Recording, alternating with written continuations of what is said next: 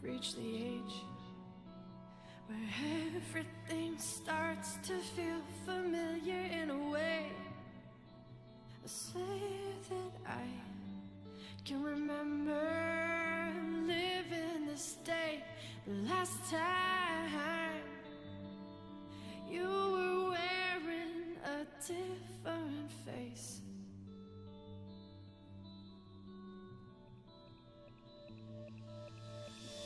Know your every move.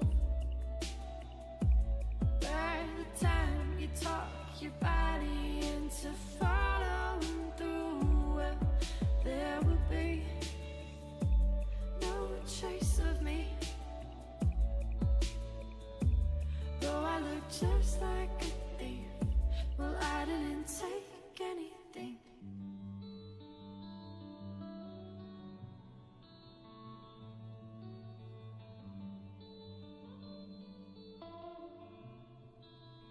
Think you're so sly, and I think it's sweet.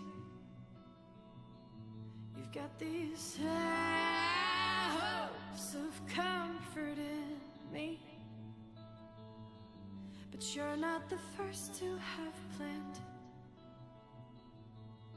this delicate sucker punch that you're looking to land. And I will know your every move. By the time you talk your body into following through, well, there will be no trace of me. Though I look just like a thief, well, I didn't take anything. These pretty words should cause more concern. A lesson about myself that I don't want for you to learn, 'cause there's not a thing that I cannot excuse. I saw your silver on the table, but it's never been used. I tell myself that it must not mean that much to you. You got it for a party that nobody ever threw.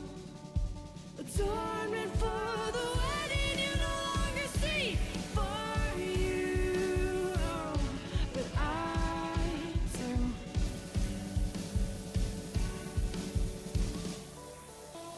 I will know your every move. By the time you talk your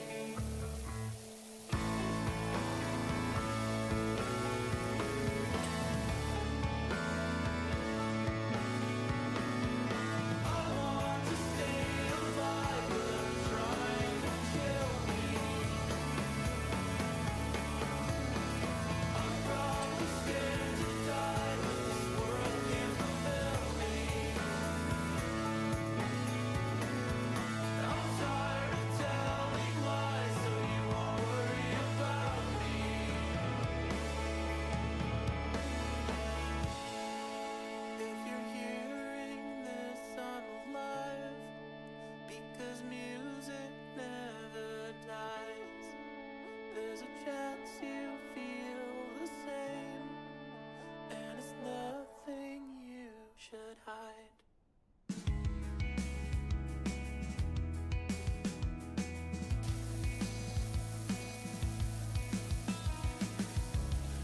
Rocks in my feet from the pedestal I held you on.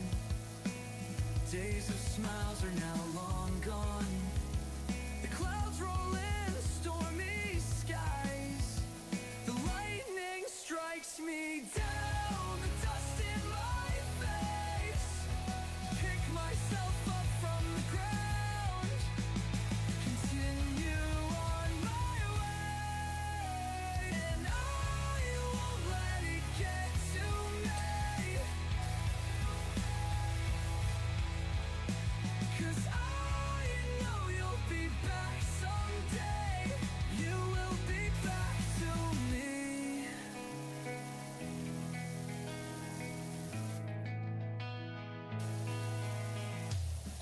Jealousy is killing me. There's nothing to do but shut my eyes, dream of the times we had. I wake up smiling, moving on with my life again. Don't bother looking back, 'cause I'm long gone. You're left all by yourself. Nobody's fault but your own. And I won't let it get to me. 'Cause I know you'll be back someday. You will be back to me.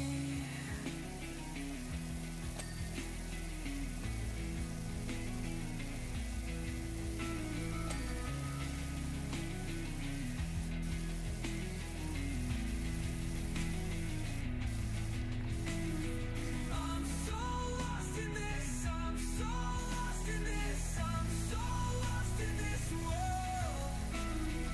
I'm so lost in this. I'm so lost in this. I'm so lost in this world. And I won't let it get to me. 'Cause I know you'll be back someday. You will be back to me.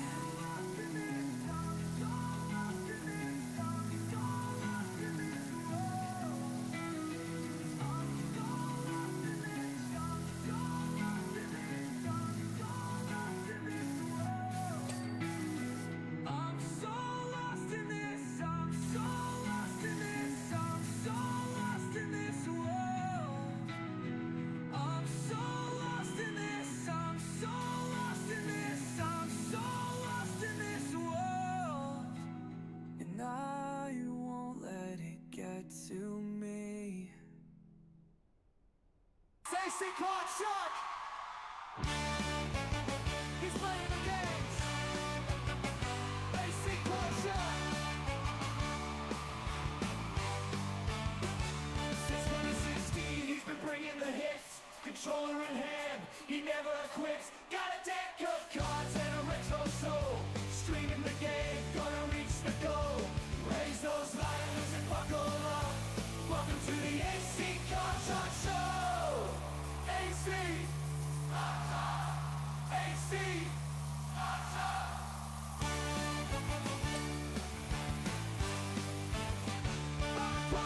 Mafia house split behind Von Rush. Open road, stolen bones, target see the dragons don't run. Robocop assassins, Creed, South Park, Fallout 3. Horizon Forbidden West, the Invincible Star Shield. WWE NHL, and Arcade Paradise. And Arcade Paradise. Franco Pinnacle 1, this is the AC Contract Show. Sing it.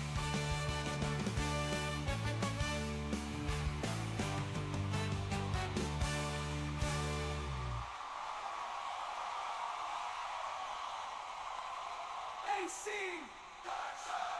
AC Gotcha! AC Gotcha!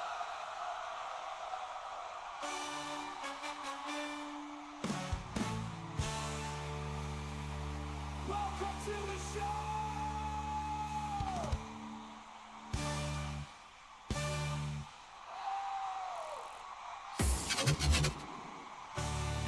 What's up, guys? AC Car Shark back again. Back with a stream live here on a Tuesday. As always, I'm playing some Power Wash while the music was playing, while I'm hanging out here. Just because I want to get some more done. I'm getting actually pretty close to finishing the main Power Wash 2 game. As soon as I got past that dump truck, all of a sudden it just started knocking these levels out. So that was just one of those like levels that just kind of held me up a little bit. So I want to, get a little bit done each time, just to kind of keep progressing in this and try to get the main game done, because I have plenty of DLC to go through as well. But what's up, Mike? What's up, Jason? What's going on, guys? I hit up some sound. I have a switch addiction.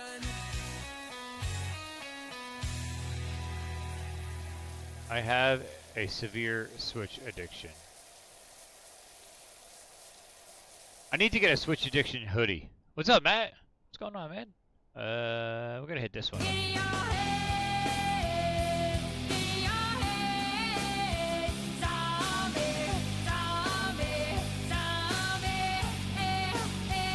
What is up? Thanks, everyone, for jumping in. Appreciate you being here. I need. I was looking up. Best there was, and the best there ever will be. Fuck you. Yeah, I know you did, Mike. I was actually on your store today, I think. Just checking things out. I always wear a hoodie while I stream because I'm in the basement. So even in the summertime, it's like kind of cool down here, and in the wintertime, it's freezing down here. So I'm always wearing a hoodie while I stream, and I always have my Switch Addiction hat on, which is starting to get like crapped up because I wear it so damn much. And I was like, I need to get a freaking hoodie. I need to get a black hoodie. That's what I need. One of these days. One of these days.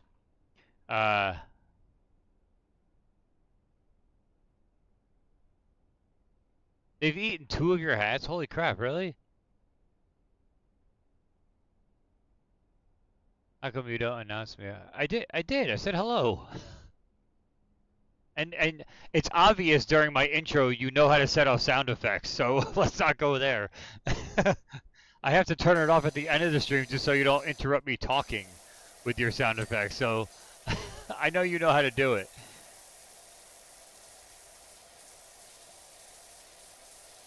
I need to get a new merch company. I've never gotten. Are you kidding me? Oh my god, dude. Fuck that. I almost set up a store with them instead. I'm not going to now that you say that. Are you sure you set up your account fully and everything? Like, to get like PayPal or like direct deposit or anything like that? I've always gotten every dime from Streamlabs. Any hats, although I don't really sell much merch. I think I've sold one shirt, which I think was Matt. I think Gabby bought one for Matt for his birthday. All the other merch has always been me buying my own, which, I don't see any money from that. I just get it at wholesale. But, yeah, I mean, I don't sell very much when it comes to merch, but anything like my affiliations, all the sub money. Well, I mean, granted that's from Twitch, but oh yeah, and a sticker. Yeah, you're right. And actually, yes, I did sell. I take it back. I sold my version 1.0 sticker to a friend in New Hampshire, a friend of ours. She bought it and put it on her fridge. Which reminds me, I want to look into making magnets, because I think magnets would be freaking cool. Like car magnets and or like fridge magnets. I think it'd be awesome. But anyway, I've always seen, the few dollars I've made off of any merch, or especially off my, now Twitch again is separate from Streamlabs, but I've gotten all my money from all my stuff, thankfully. Like none of it has been scammy at all. I would contact them, dude. You've sold plenty of merch to make it worth their while to cash you out. Unless you have to make a certain amount. That could be a thing too. So think of it that way as well. You may have to like set a certain level, or maybe it just sits in your account until you ask them to cash it out too.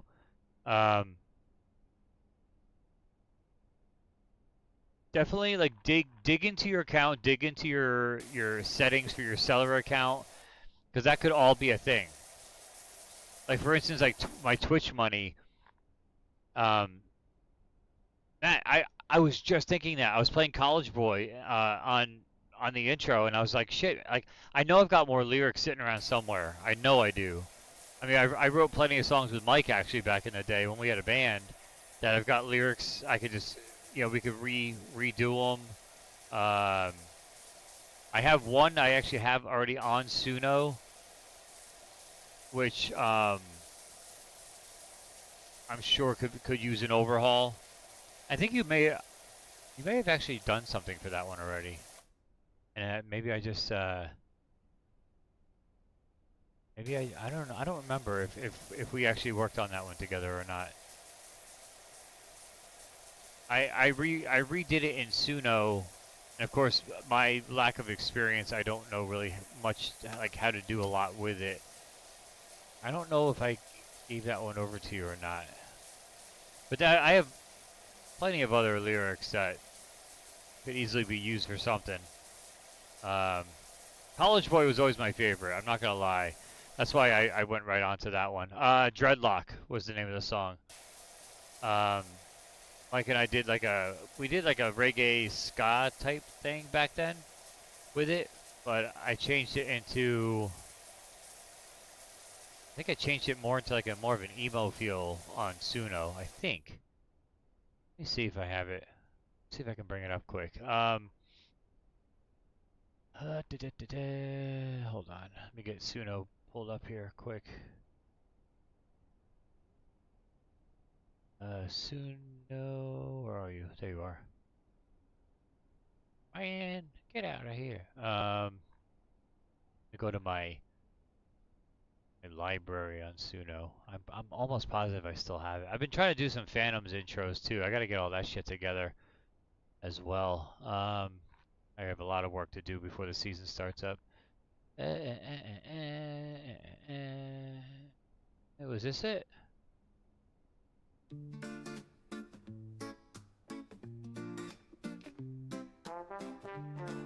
Here it is.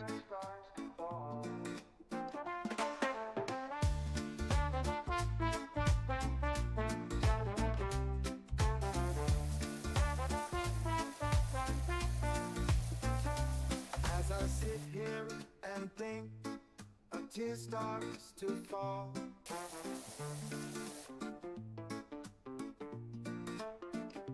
And I can remember when I thought I'd have it all.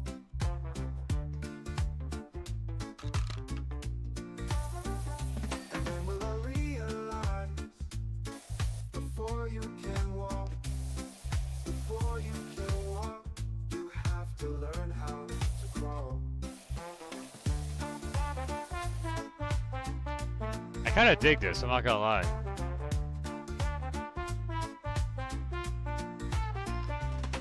One step at a time is how it goes, and with every friend there comes a foe, bringing me down, the best they can, back to the place I've forever known.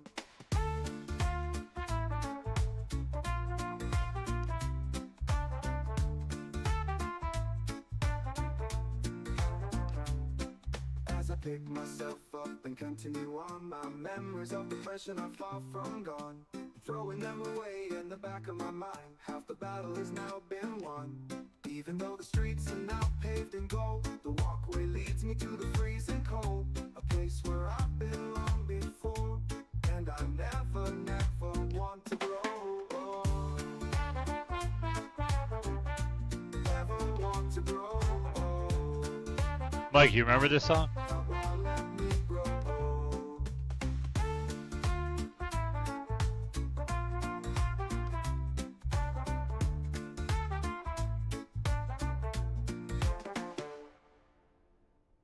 Nice.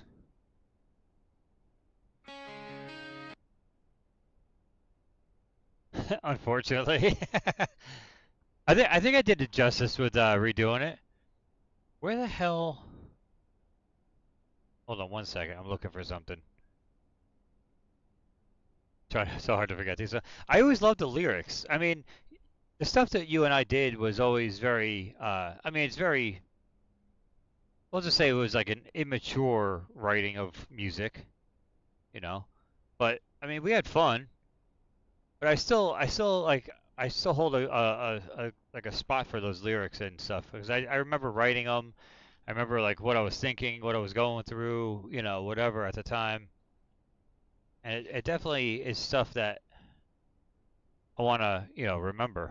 But sorry, I'm across the room right now. I'm trying to find crap. Hold on one second.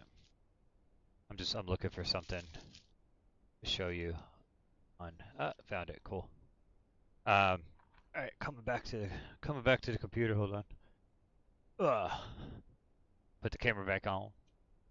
All right, Mike, pay attention. Make sure you're looking at the screen. Let me know when you're looking. It's a spoiler for my upcoming eBay unboxing.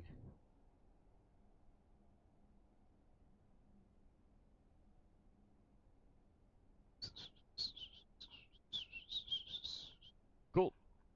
Bang. Spoiler alert for my upcoming eBay unboxing.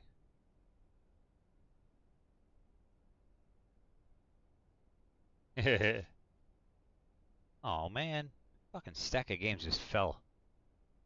Yeah, it's still sealed too. Look, and it's gonna stay that way. Yeah, no, I didn't find it in the wild. That was completely an eBay purchase, completely.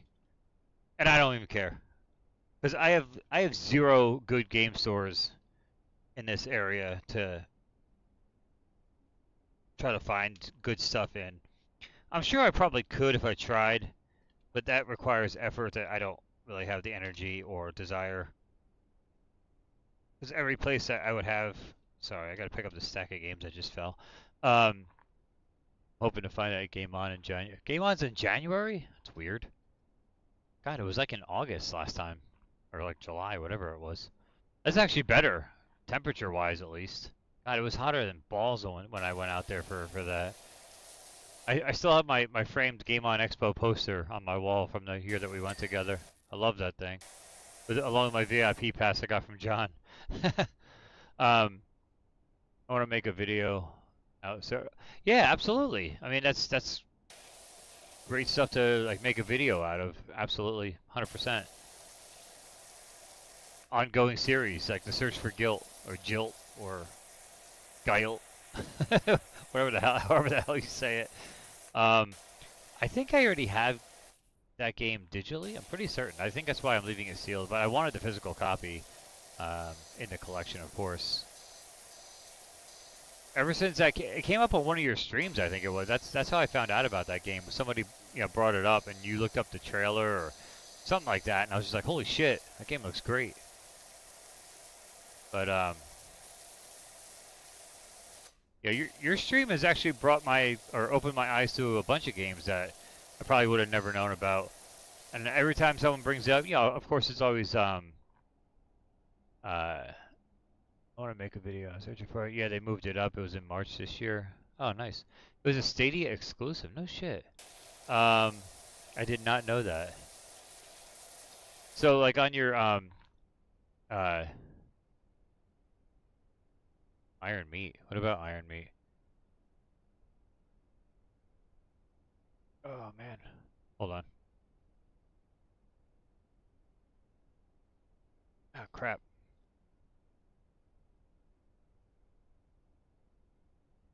Ugh. What about Iron Meat? Oh yeah. Yep. That is another one I heard about on your stream. Absolutely, yeah. Um, but would it possibly be this one?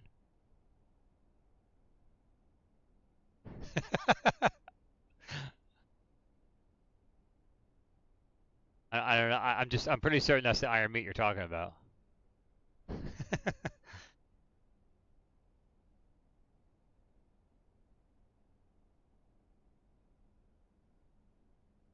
Is it possibly the same Iron Meat that comes in this amazing steelbook slipcover? Like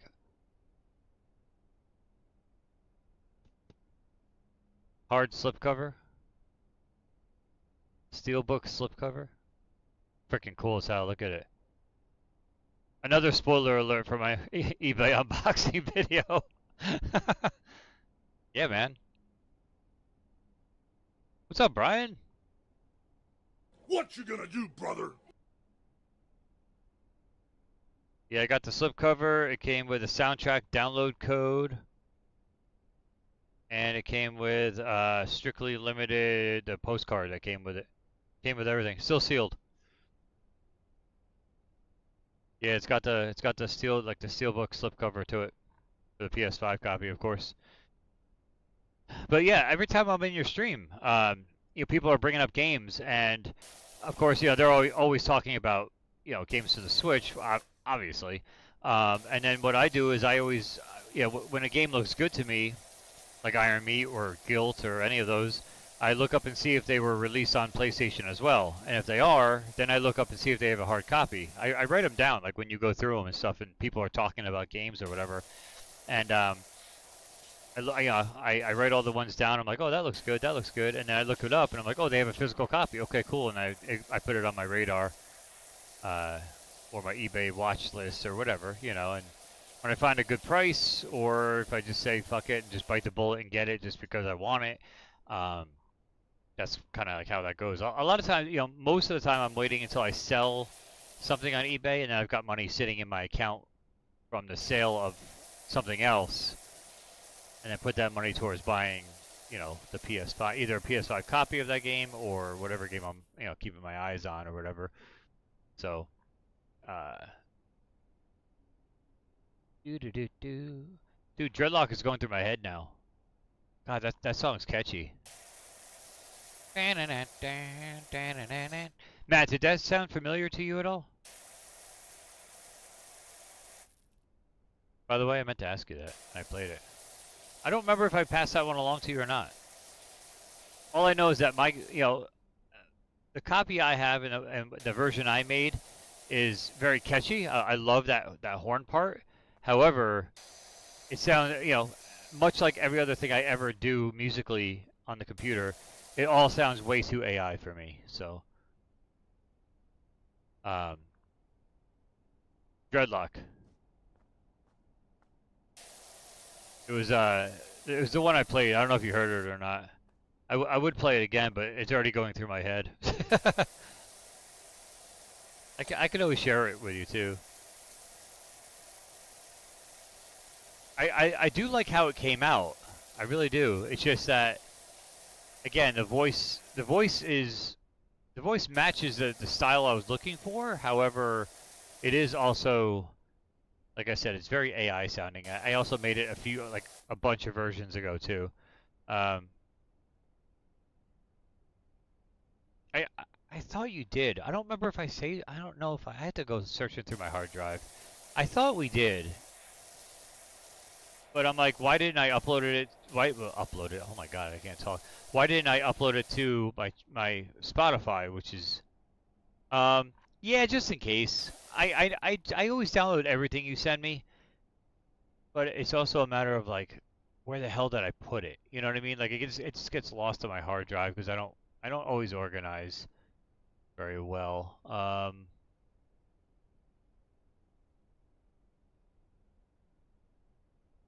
I have all the AC Card Shark things you sent me. Looking right now.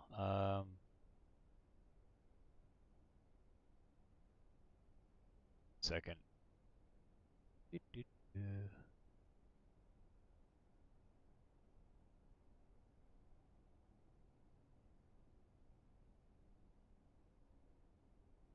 What?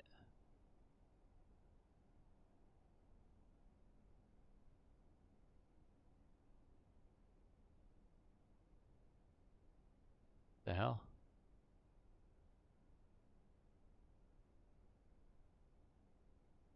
Oh wait, Dreadlock. Is it right here? Hold on.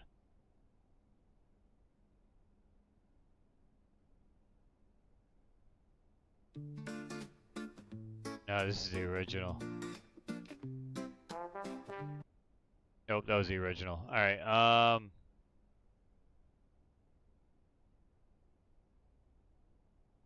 The guy, I know a guy here somewhere. Oh, hired goons. Um.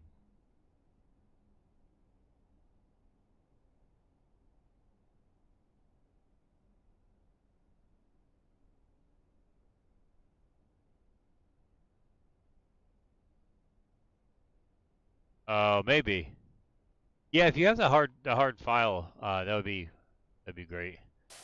'Cause I could have sworn we did do something. Now that you're saying that, it's ringing a bell. I also have to remember how to log into my creator account on Spotify. It's been forever since I uploaded those other two. I like the way the other two came out. I think they came out great.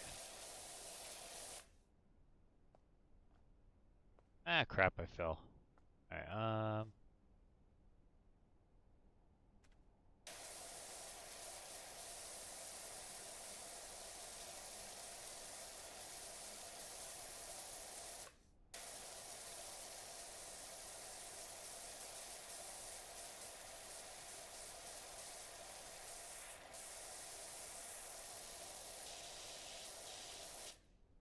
What is going on?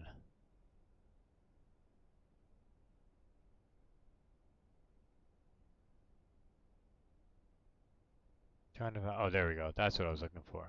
Here, let's play this one.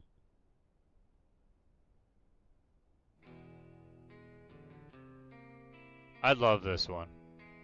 I think it's hilarious. The tribute to Pixel Sandwich. Ham and cheese, turkey club, BLT, roast beef, chicken tuna, This cracks me up every time.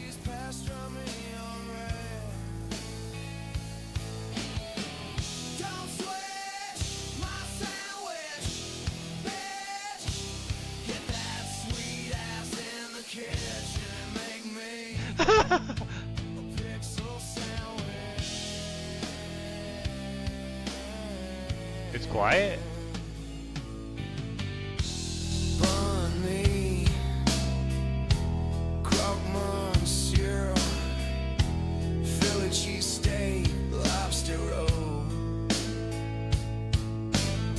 sausage, egg and cheese, Italian sub, French dip, avocado fucking toast. Don't switch my sandwich, bitch.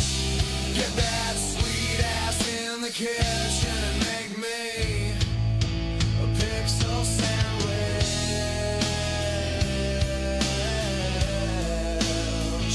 A sandwich.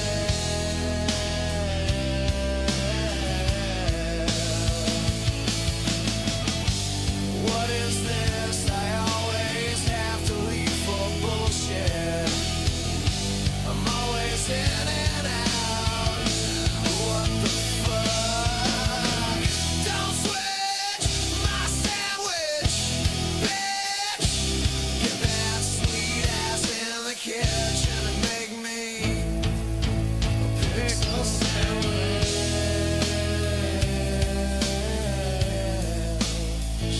A sandwich.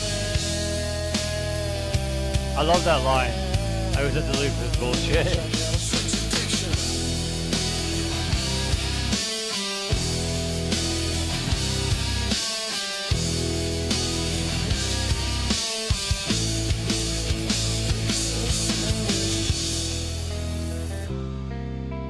I know. I remember him saying that, and I guarantee you, he's ultra quiet right now. So I guarantee you, he had to leave for stupid bullshit. I am half tempted to put that on our artist page.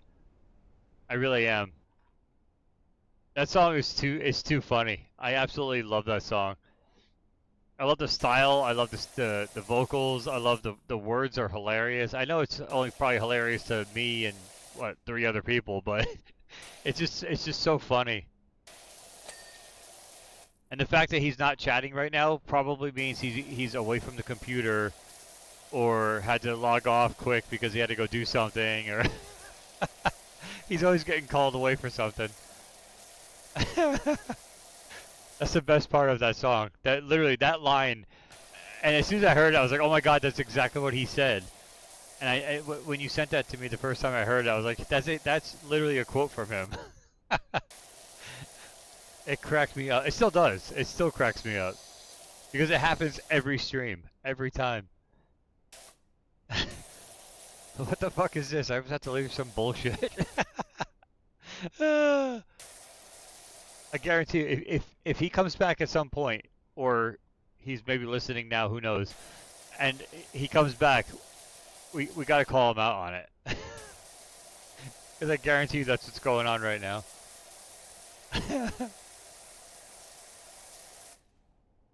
Ah, damn it, I fell. Get back up there. Oh my God, that made me laugh. Oh, that's funny. Alright, I gotta wrap this up in a second so I can get over to Splatoon Raiders for a bit. I called, yes, I'm totally talking about you. I just played your Pixel Sandwich song that Matt wrote. And it cracks me up every time, and the fact that you weren't commenting on it, I was like, oh my God, he's totally got called away from his computer or his phone again. And there's a line in the song that actually talks about that. I was like, I guarantee when he gets back, we gotta call him out on it. I told you! I called it! It's so great. Oh my God. My eyes are burning from laughing. Oh my God, Matt, I called it. Oh, I gotta go back to the song and play it again. I have to. Oh, fucking A, that's great. Oh, here we go. I gotta compose myself. I gotta like wipe my eyes or something.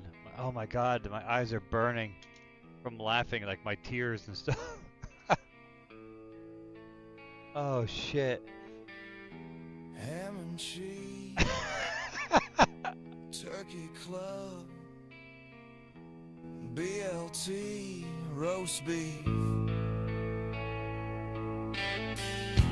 chicken tuna, maybe egg salad, grilled cheese pastrami on red. Don't switch my sandwich, bitch. Get that sweet ass in the kitchen and make me a pixel sandwich.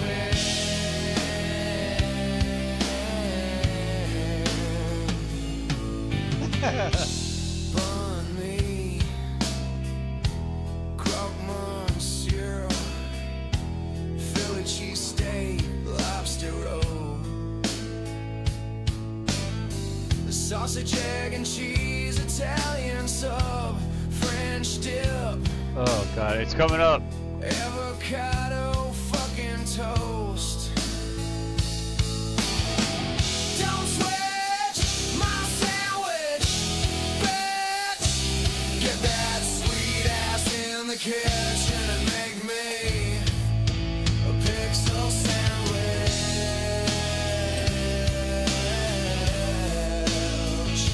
A sandwich. Here it comes, Mike. Here. What is this? I always have to leave for bullshit. I'm always in and out. What the fuck? Don't switch my sandwich, bitch. Get that sweet ass in the kitchen and make me a pixel sandwich.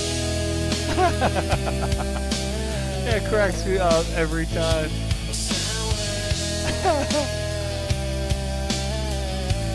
Matt, I love your love your talent with this stuff, man. I really do. It's too good.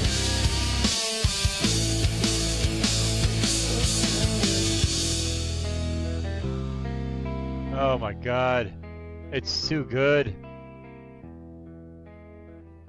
Seriously, I don't know how you do it, Matt. Between the parody stuff for like the videos and this stuff, like I don't I don't know how you get it so perfect. I really don't. That's one thing I have yet to figure out or learn how to do, and I've tried. I have so tried, and I cannot get it. It's too funny.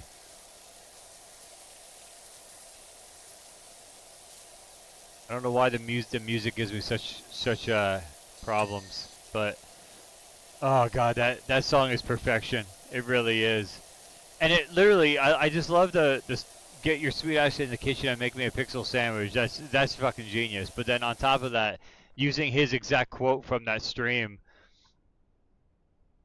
what the fuck? I was getting called away for some bullshit. Oh my god, it's too funny. I want to put that on. I'm telling you, I gotta figure out how to get back into my creator account on Spotify, and I'm just gonna put that on the Zombie Shark channel, or a station, or a list, or whatever you want to call it. Because it's too good. It's just too good.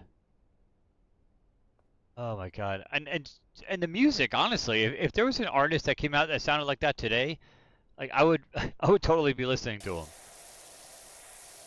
It sounds like almost like a Alice in Chains meets Nirvana type, 90s grunge sound, which is so needed to come back because that I miss that music. I really do. I was just listening to 90s grunge on Spotify the other day, and Cash is all into it. He loves the 90s grunge stuff, which is awesome. It makes my heart happy. But oh my god, that's just too good. All right, let me save this up because I do want to hit up some Splatoon Raiders. Is that saving? Yeah, it should be saving. Oh, excuse me. All right, let me rest mode that up. Plug my controller in to charge it. Hit up the Switch 2. Switch my input. Oh god, that's too good. I love it. I love it. I love it. Love it. All right. Connect up. Gotta refresh my. Hold on. Gotta refresh my capture device here because it's still on a frozen screen. Hit that. Should be live now. Yep. All right. Cool. What do I have actually in my drive? I want to say it's probably. Hold on. Slaps and Beans, Finding Teddy, Grapple Dog. Oh, do I actually have it in there? Oh, beautiful. I do. Awesome. All right. All right, we're going to try the Splatoon Raiders out, guys. I have yet to touch this game. Mike, you and I were talking about this earlier today. About how everybody is completely creaming over this game. Which, I mean, I don't know. Is it valid? Is it not? I don't know. But people are talking Game of the Year. I don't hold those hopes. I don't see it being anywhere near Game of the Year for me because I don't play online multiplayer. I'm going to keep it on easy mode because that's what I do. But there are a lot of, we'll say more of the Switch fans. My comments in Discord have been filled with people telling me to play it. Yeah, so that's what kind of got me to play this tonight because I want to see what the hype is about. I've been hearing a lot of the similar things. Not the Game of the Year talk, but I've been hearing a lot of positivity about this game, but I know nothing. I only got it because it was a new Nintendo branded game for the Switch 2 exclusive. I need games for my Switch 2, so.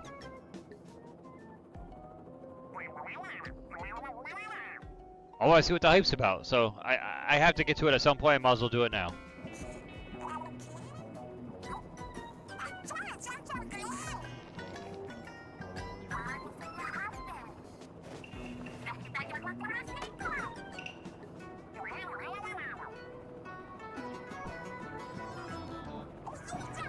Really? Monado Max actually said it? That's weird. I mean, hey, you never know. You never know. You never know. So let's try it out. Let's see how it goes. I gotta bust out Star Fox as well. I know that's nothing to write home about, but again, an exclusive on Switch 2. That's what that machine is for me. You know, good or bad.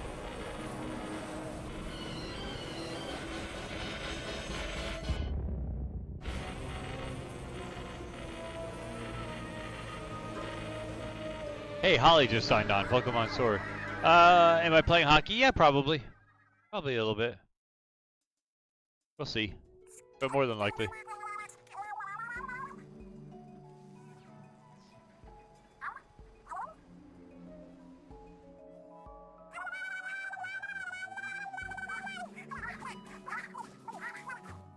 I wish they would put NHL on the friggin' Switch 2, man. I would buy that in day one. Good, bad, or otherwise, I wouldn't care. I would buy NHL. If they put NHL 27 on Switch 2, I will be all over that. Portable realistic hockey would be freaking amazing.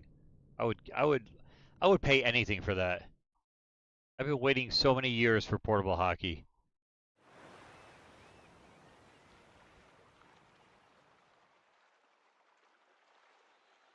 SummerSlam I thought was good, but not great.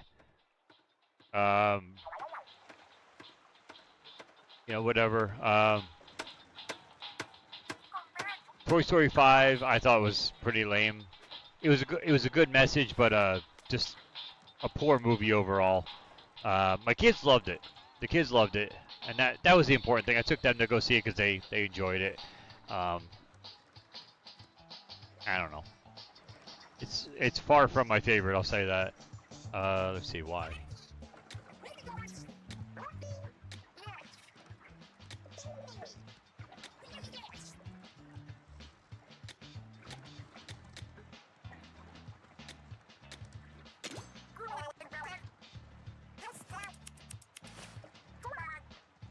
Ew.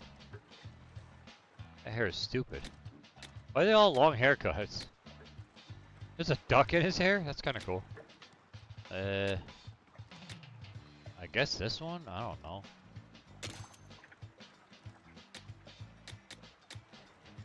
Unibrow?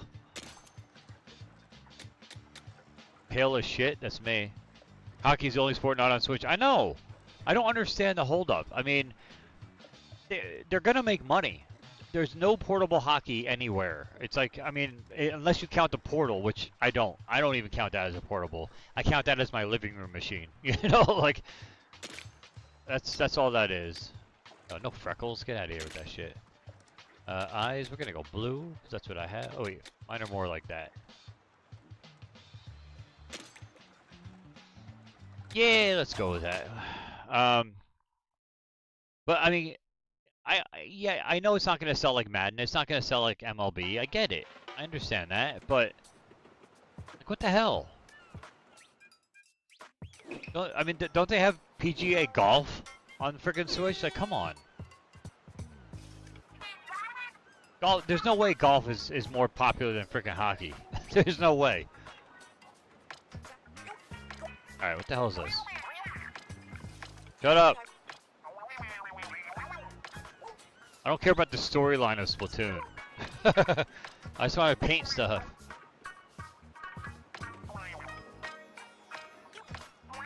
I'm skipping the cutscene, Mike.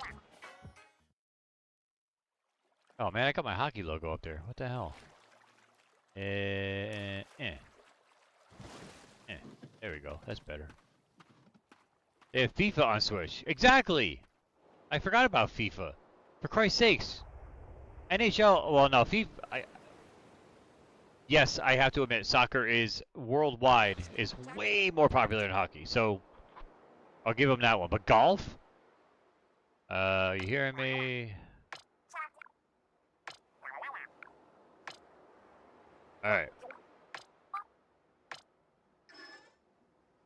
Alright, move the controller, line up the reticle. What?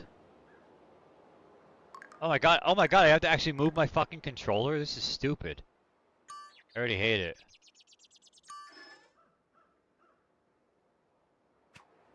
Oh, okay, it's just a lineup to...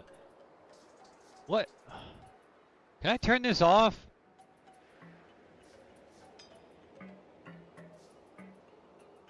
No, it's not a question of capability. They have Madden on Switch 2. I understand not having games like that on Switch 1. It wasn't powerful enough. Switch 2, look, I'm moving in my chair and it's moving the thing on the screen. Oh my god.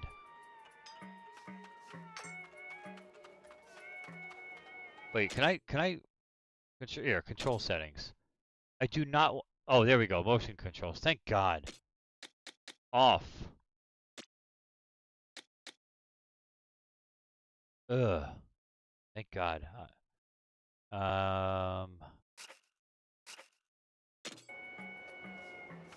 Yay, okay. Now we're back to standard controls. Thank God.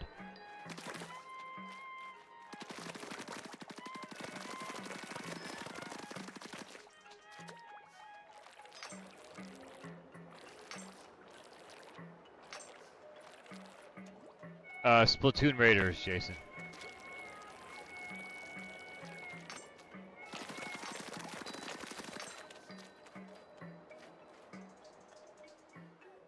Yeah, I did. I swam.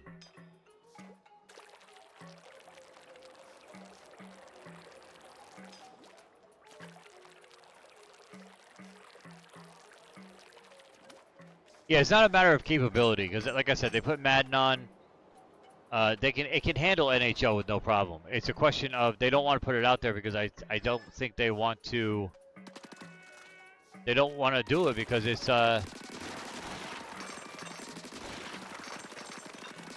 They don't. I don't think they're. I don't think that they think that they'll make money. I think that's what it comes down to. What's up, Ninja? Thanks for being here, man. I appreciate you. I literally just started the game and I'm getting a little pissed.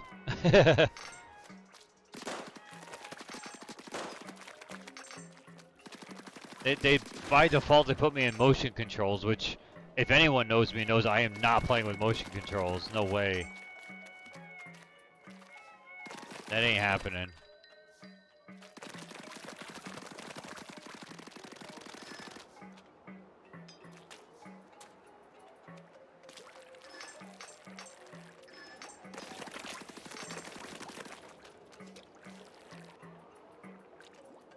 Alright, so this is all the same as the other Splatoon games, basically. That sensitivity is way too sensitive. Yeah, I mean, I understand. Like I said, I understand why they have never done it before, because of lack of capability on the original Switch. But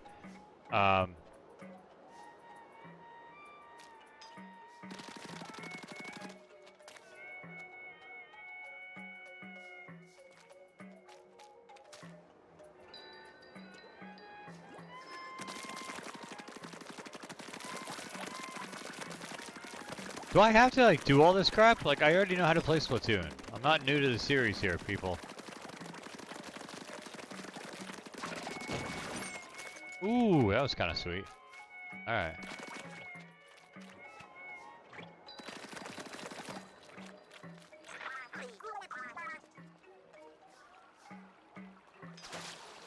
Oh, sweet. That's kind of cool. All right.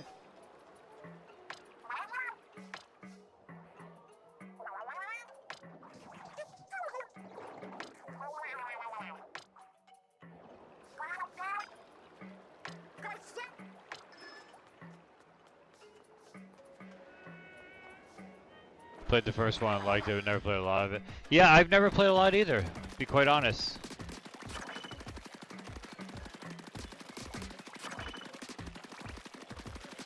I own every Splatoon game they've made, and yet I don't have a lot of experience with it.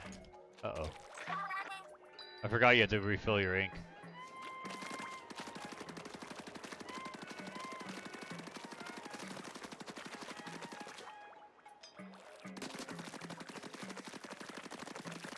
or of all their crappy ink, their crappy mustard color.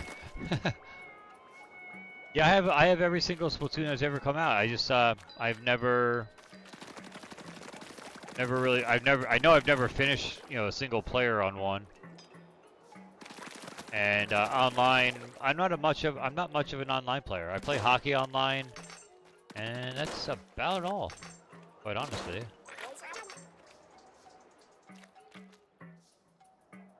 I don't play a whole lot of online anything.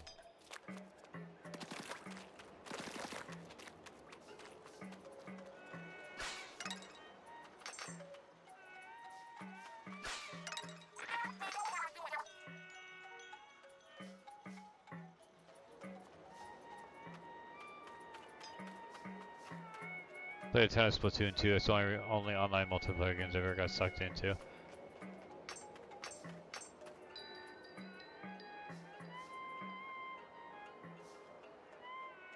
Yeah. I mean, you guys know me. I don't play a whole lot of yeah, so far it's just like that windy little sound. I don't like it either. Yeah, I don't play a whole lot of online anything, so I don't really hold any hope of playing this online either. Unless like Mike, during one of your streams, like we get the whole community together, and we play like a big online game like on the stream. I would join in for that.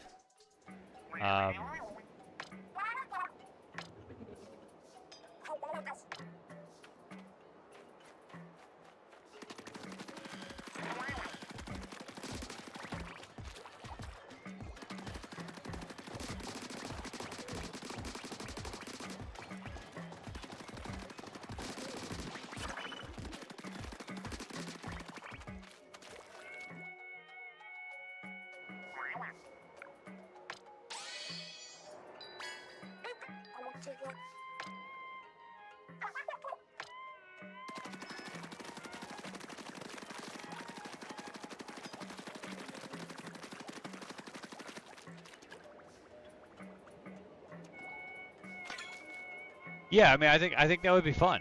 If we, you know, like as long as I have like advance notice where I could be like, hey, by the way, Mindy, I'm gonna be downstairs playing a game on Mike's stream. She's not gonna give a shit, you know. You know, if it's a day where I'm not streaming, of course, but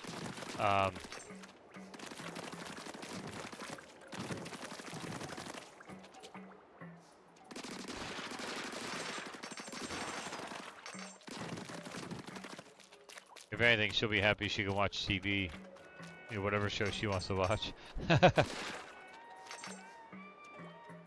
I think that would be fun. I think that would be great to get your community together and play a, you know, an online multiplayer Splatoon. I think it'd be awesome.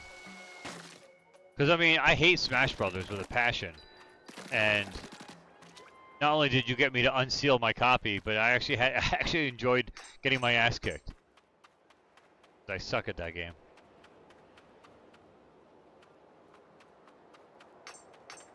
I mean, any fighting game I pretty much suck at.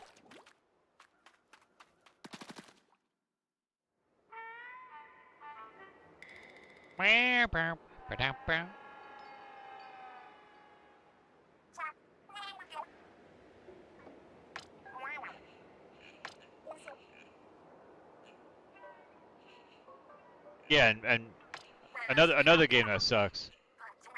Handful of people playing in Mike's Discord. Nice. Okay.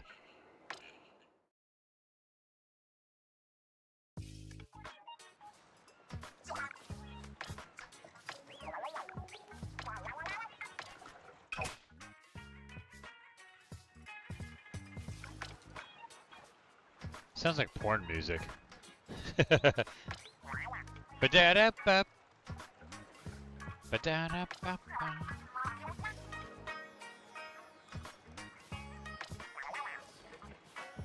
Ba-ba-ba-ba.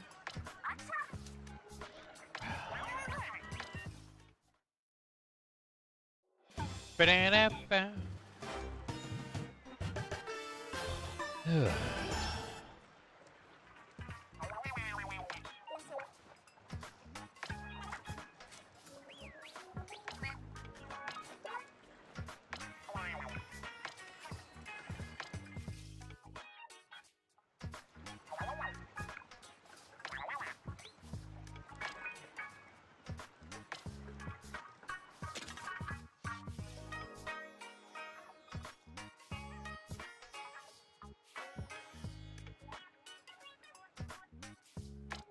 Yeah, Mike has to buy it now, yep.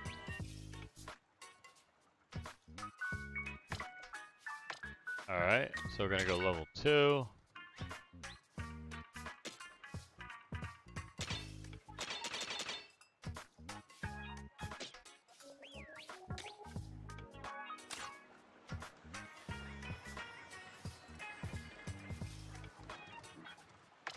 Oh, nice.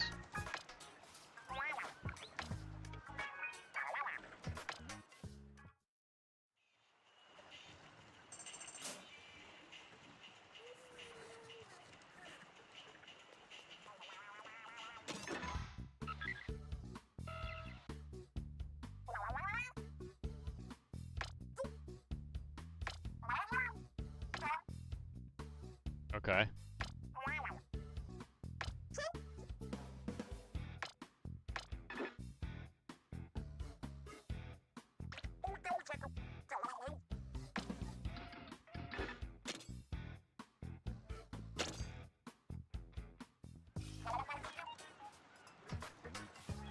Ba-da-ba. Nintendo has to earn my money. I'm definitely not one of those Switch fans that buys every first-party game they put out. That is me. I'll be the first to admit it. That's me completely. My Switch is my exclusive machine. I have it to play Nintendo. I have some non-Nintendo stuff. Everything you just named, I have. Hey, hold on. Hold on.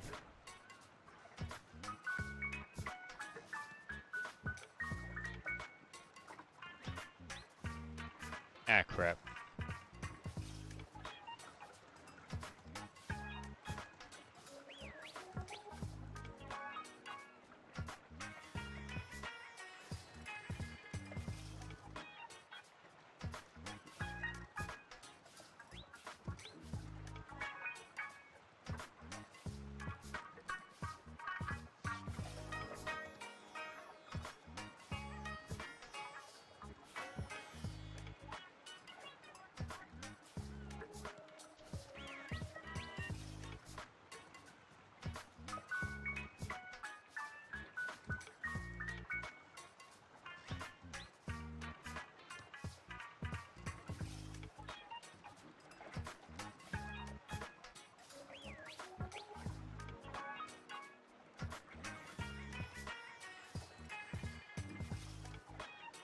One second.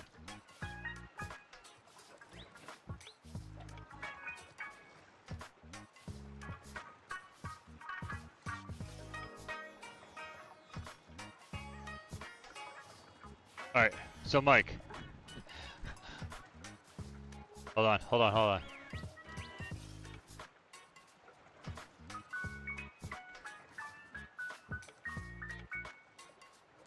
Alright, let me ask you a question quick. Is this what you're talking about? You have Yoshi, Kirby, Star Fox, and Splatoon. Literally everything you just named. Here you go. Two of them are still sealed. Star Fox is still sealed. I gotta change that. I gotta make sure I install that one.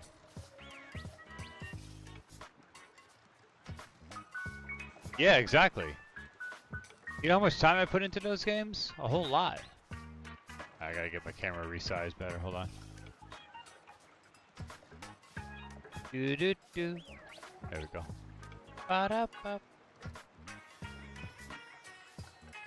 Actually, I'm gonna unseal Star Fox right now because I do want to get that. I do want that on my system.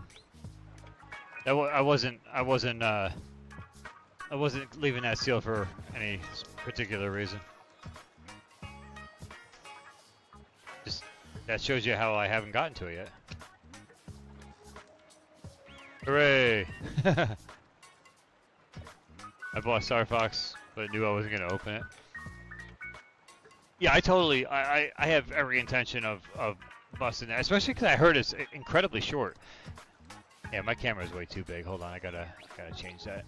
I don't like how big my mug is on the screen here. That's better. It's definitely a game that I intend on playing, but I just, you know, haven't gotten to it yet. My game time is always, yeah, I don't know if I did either, to be quite honest with you. I'm not a big Star Fox fan.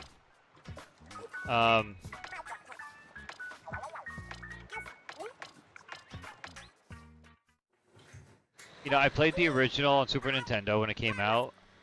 Wasn't a huge fan of that one. I don't think I ever played 64. Because, Mike, that would have been when we were in college, and I don't remember ever playing that together. And the Star Fox for the Wii U, I never touched it. Because, again, I wasn't a big fan.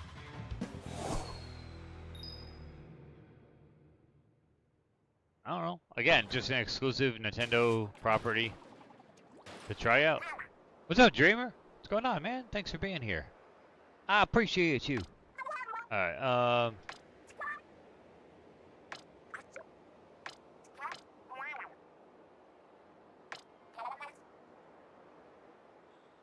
I had the original as well. I did really like it. Didn't play Wii U version. I have it. My collection's complete over there on the shelf. I have every Wii U game ever made. Well, North American. As well as I also have some European. I think I'm torn. I'm torn on what I want to do with my Wii U collection. I would like to collect exclusives to other regions. Nintendo needs to bring back the only on-rail shooter that matters, Sin and Punishment. I agree with that. I 100% agree with that. That's a great game. So I'm torn what to do with Wii U. I started collecting some. I agree.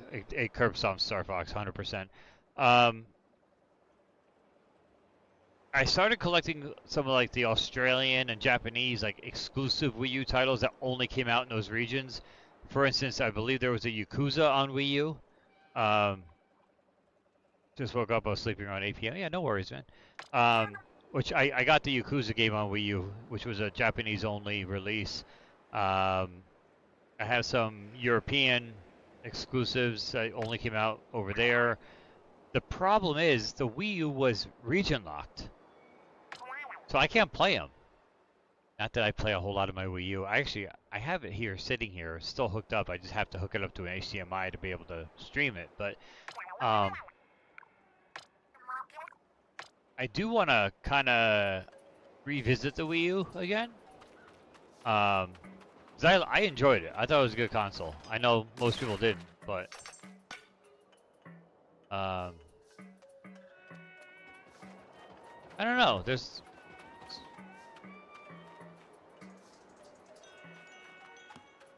I kind of want to collect like all the non North American titles.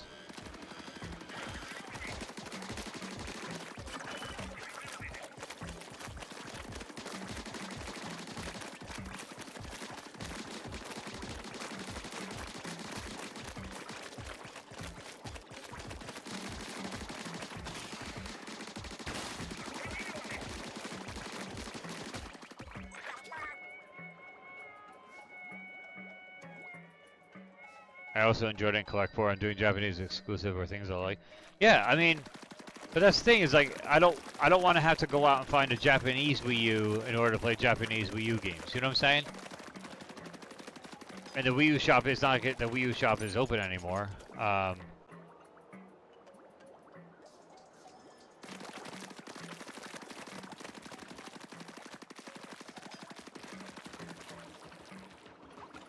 You can do it, Mike. You know you want it.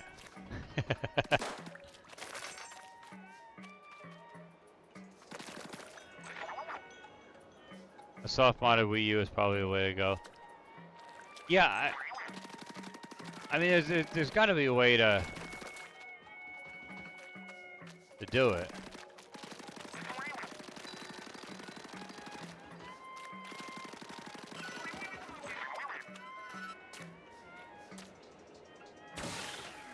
Oh, nice. Okay.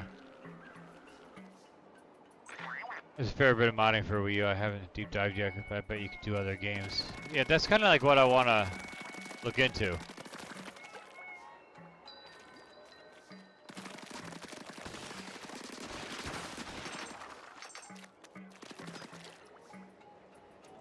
I got 2 360 consoles in my dad's mom's house, and my cousin left there several. Nice. What games did you get?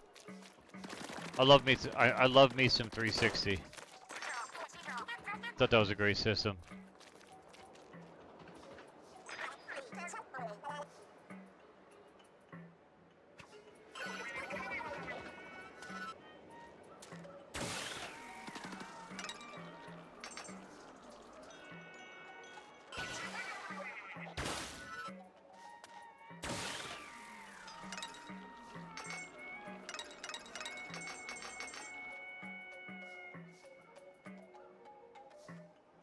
That's awesome.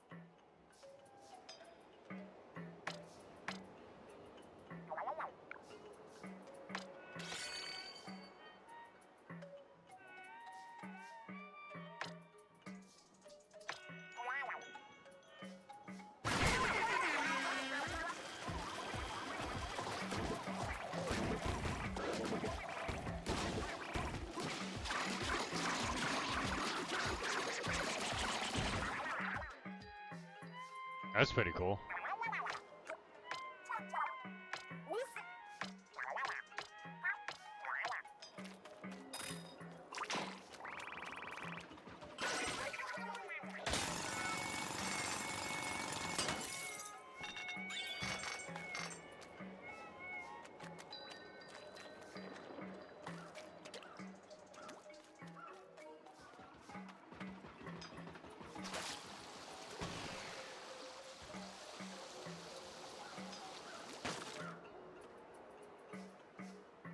I got this game for 50, physically, Amazon. That might have been the pre-order price though.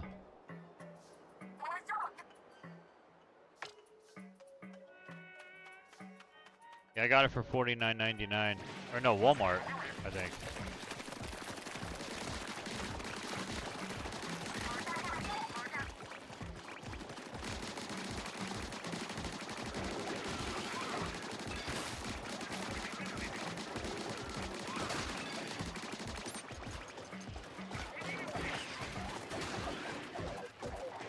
Crap.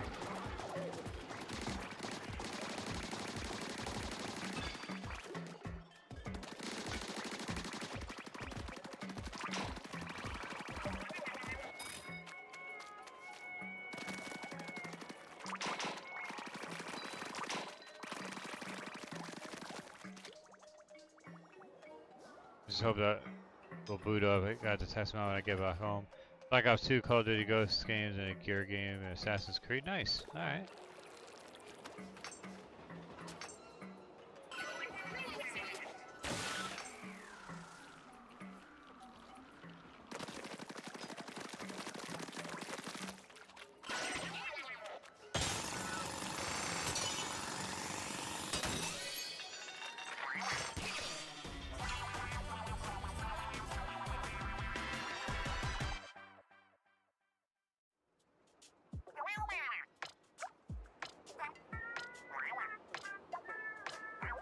My guy's out talking.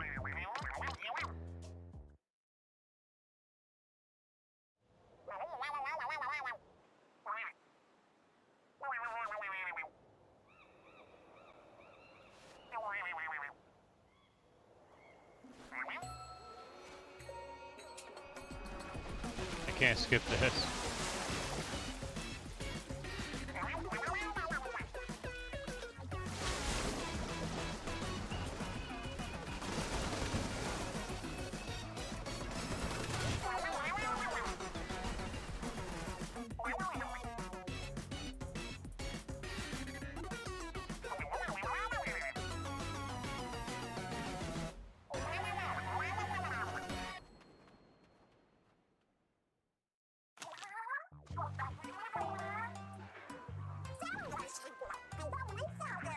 Skip. Yep. This is not skippable. Oh wait, there it is. Skip. I found it. Oh, we're back to this music again. Ba-da-da-ba.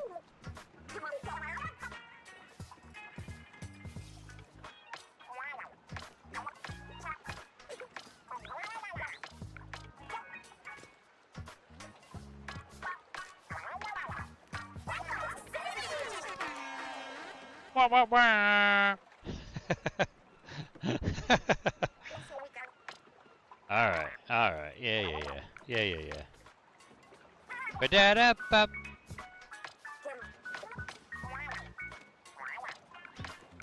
Well, this is what happens when you don't play online with people. This is your punishment.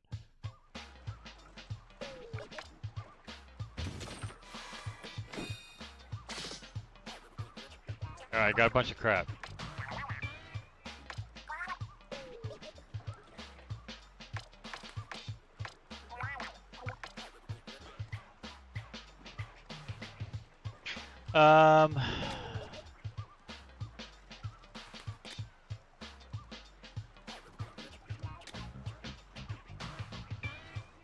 Oh, that's tight. I like that.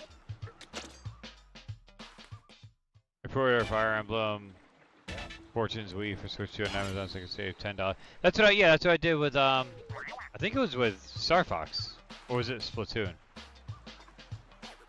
No, Star Fox I got from Walmart. I got this one from Amazon. I got $10 off for pre-ordering. Is this all still like tutorial? Jesus.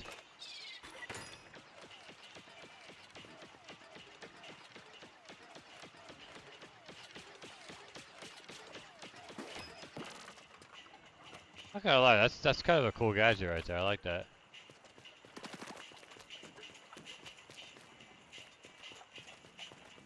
Can I run?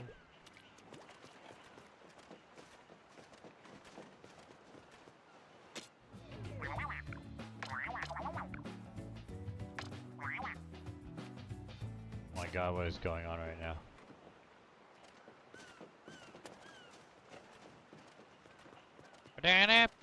It's going through my head now.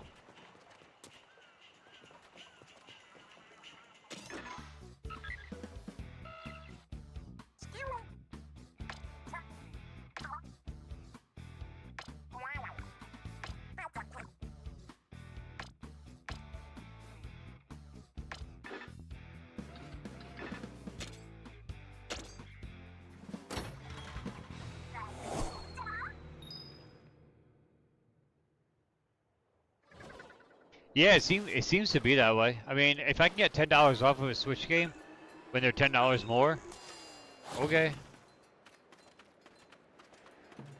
Basically puts it back down to normal price. On a game that I know I'm gonna want to buy anyway. Okay.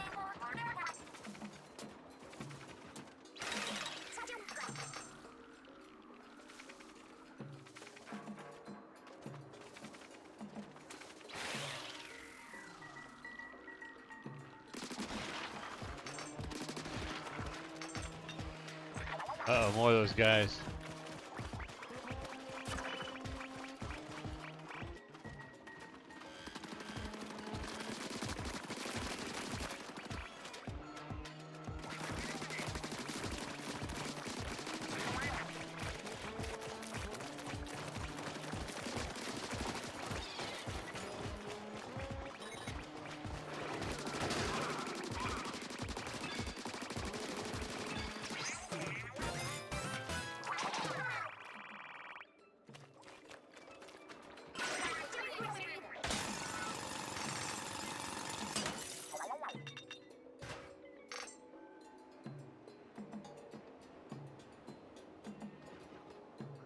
Yeah, Amazon. I got physical copies on Amazon for $10 off on the pre-order.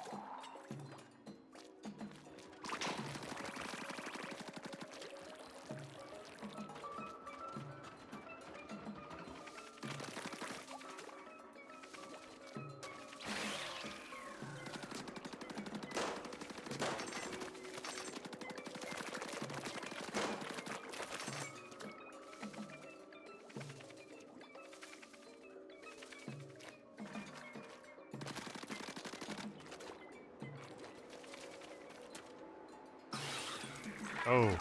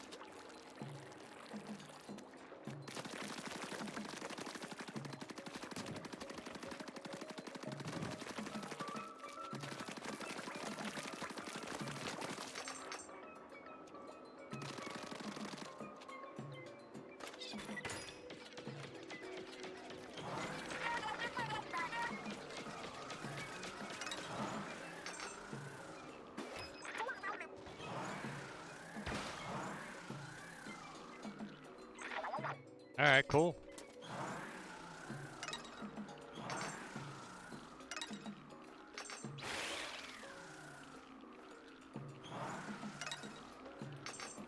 It's kind of neat. All right, a little platforming in there. Take that.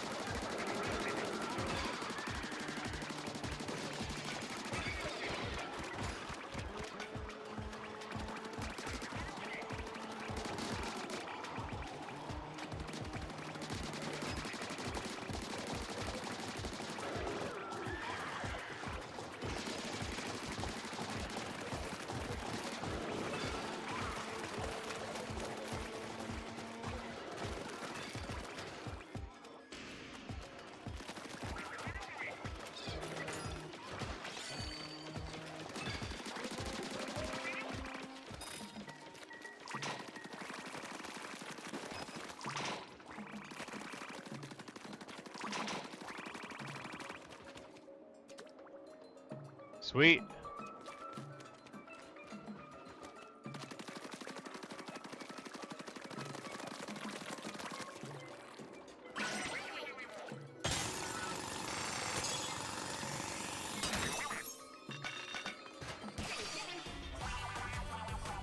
So basically, like, those are levels on the game.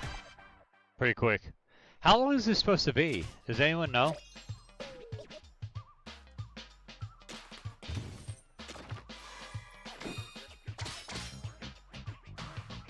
I'm gonna look it up real quick and find out like how long is this story mode supposed to be?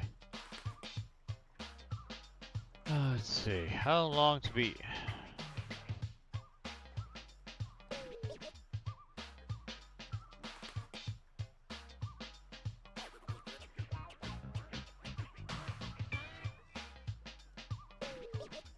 $14 hours? Really?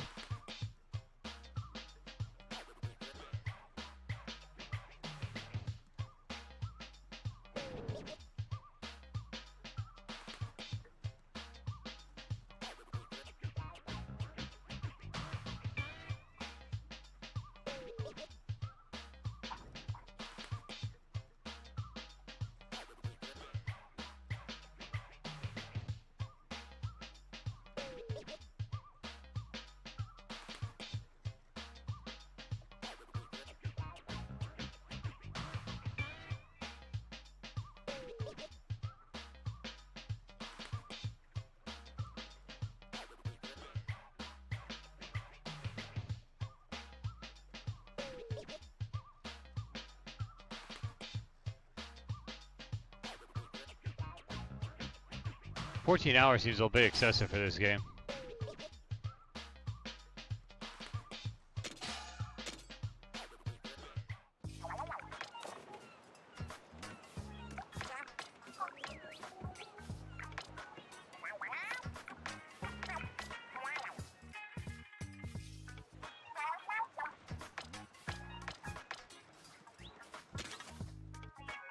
What do I have to do?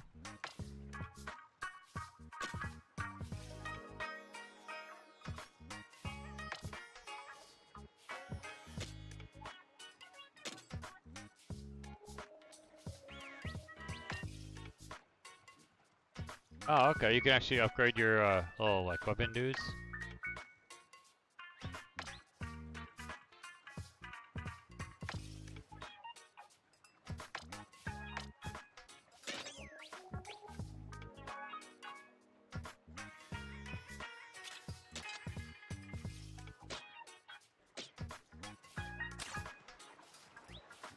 Yeah, that's kind of cool.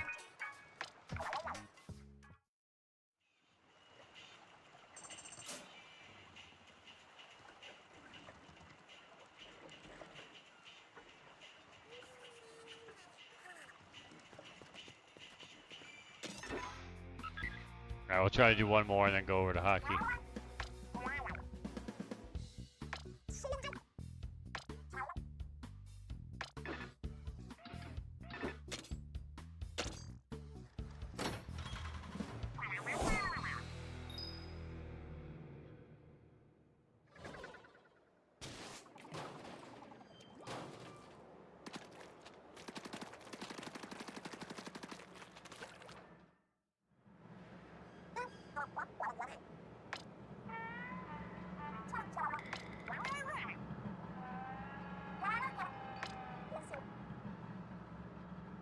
Got 13 hours into this game so far. I only got my base area to level 3. I don't know if there are more levels to the base area than to level 3.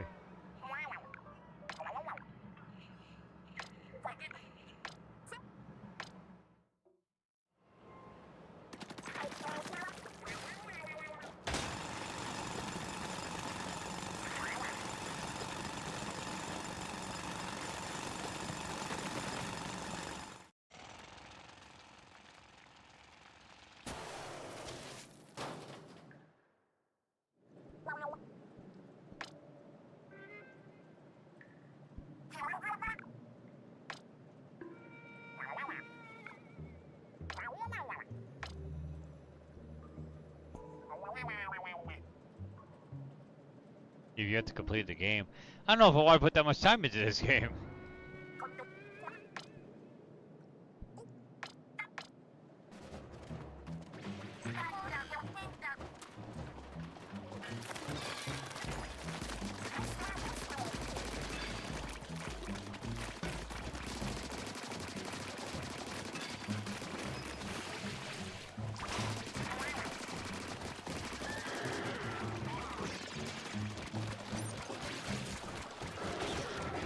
Oh no!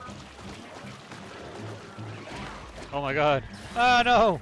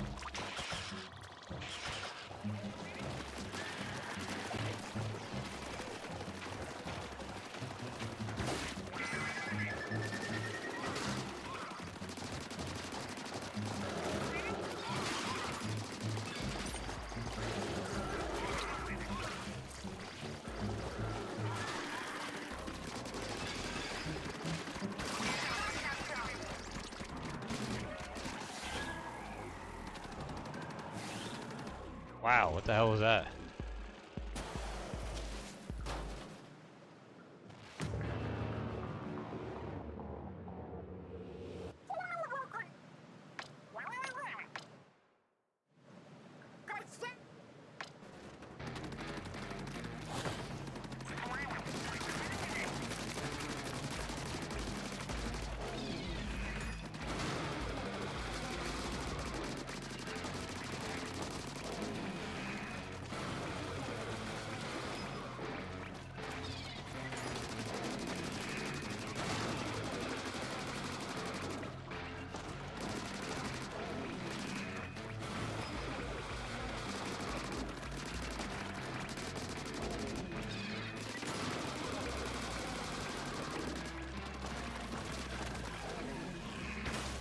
Whoa!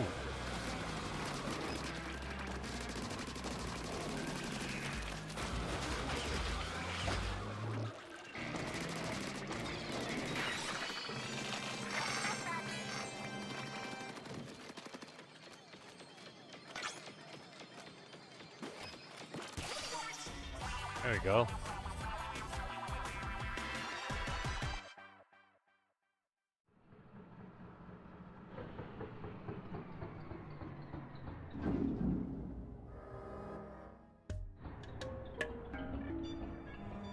All right.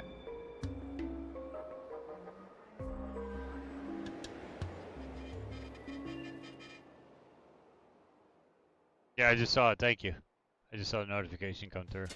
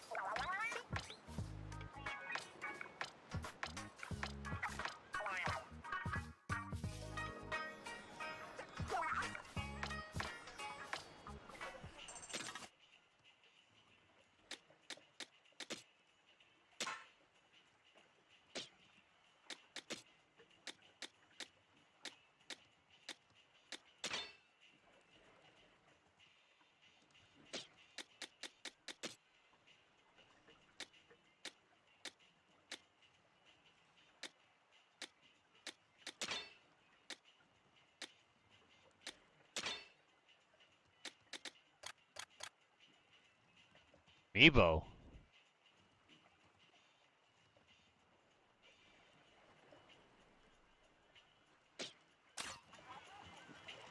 All right, so the game was saved. That's good.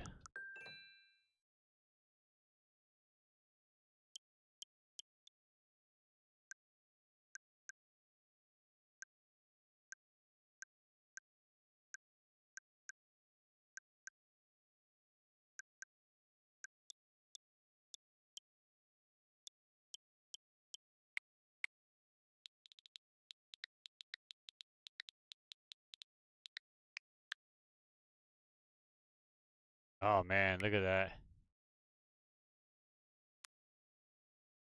Guilt on sale, $14.39.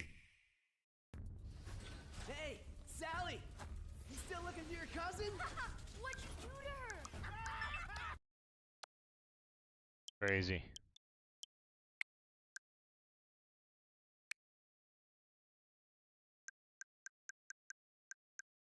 Flippo.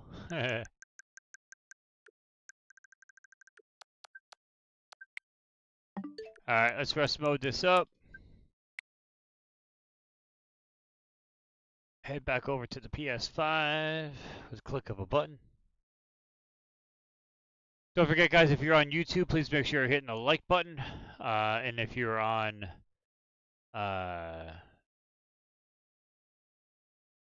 Twitch, make sure you hit the follow. All that good stuff. I think I see 2 likes so far over on the YouTube, which, ah, crap, no. Alright, hold on. I gotta refresh my Elgato. Every time you switch between consoles, you gotta refresh it just to get the signal back. The active signal back, I should say. Alright, let's hit up home, and we'll go to NHL.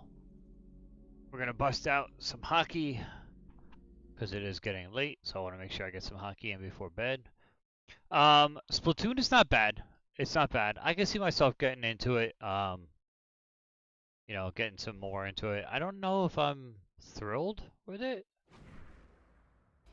I mean, I know a lot of people are like over the moon about that game, and I don't see it yet, at least yet. It's fun, but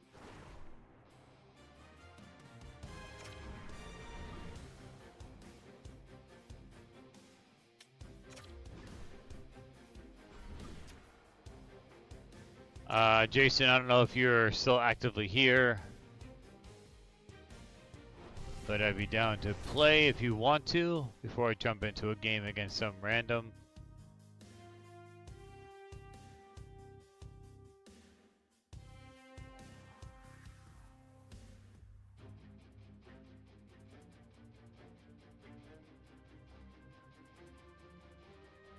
Oh, the 360 games case was damaged. I got you.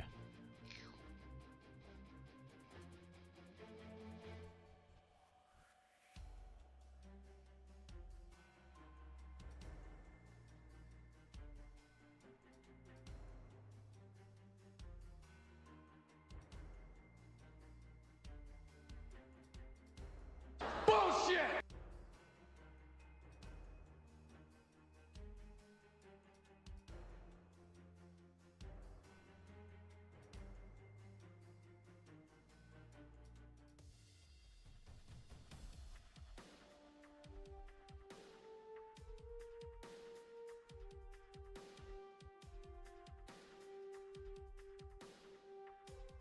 I don't know if Jason is actively watching or not. It shows he's in here, but oh, that's not what I wanted.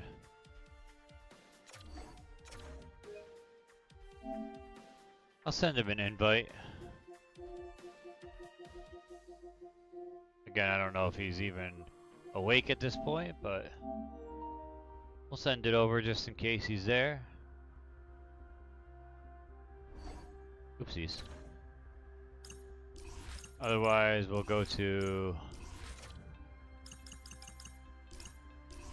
Oh no, I don't want all time. I want Alumni Association. We're gonna go...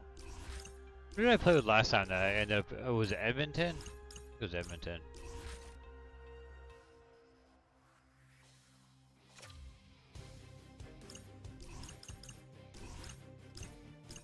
(1979, 1980). We'll go with that.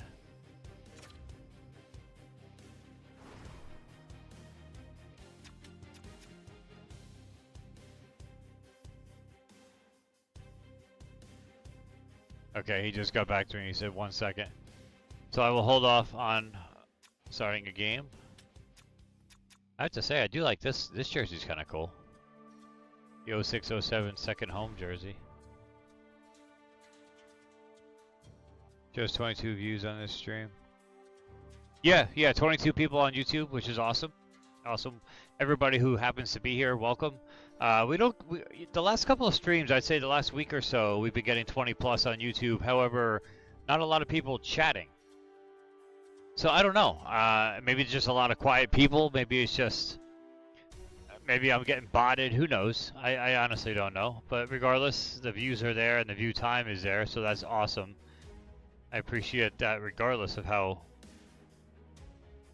if you're here chatting or not. Of course, I always love when people chat, but you know, the view time is very important for me.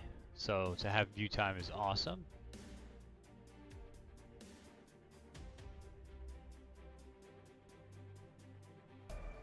Watch time for the win, exactly. Yeah, last Thursday stream, Tuesday stream, and today, or I'm sorry, Sunday stream and today's stream have all been 20 plus on YouTube viewing, which is spectacular. I absolutely am thrilled with that. So Keep it coming, guys. Keep it coming. I need to get that watch time in. I need to get that partnership back. So I think I'm 900 and something hours away. So home stretch to get that 3,000. I'm at like around 2,100 now. So all right, Jason. What are we doing here? What are we doing? What are we doing? I'm gonna go. Let's do something different. Let's do.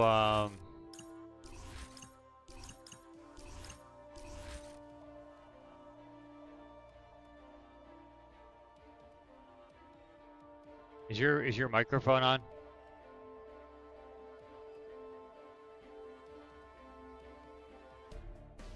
It shows that you're chatting on my screen, but I don't think it's you, because it sounds like what I'm saying being repeating back to me.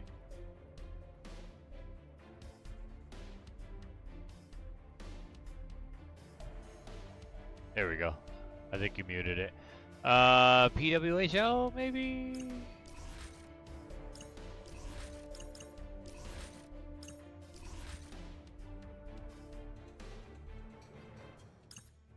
Yeah, right on, man. Thank you. I mean, I don't care. I can't hear what you're saying because I have my headphones on, but it comes up on my screen because it gets like the chat gets translated or whatever.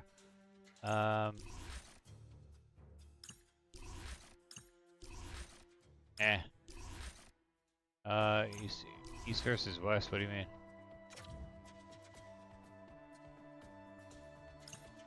I wouldn't mind doing AHL.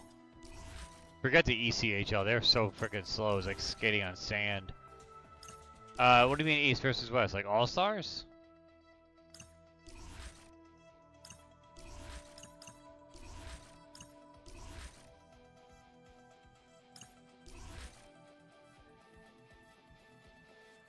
I guess so. I guess we could do that.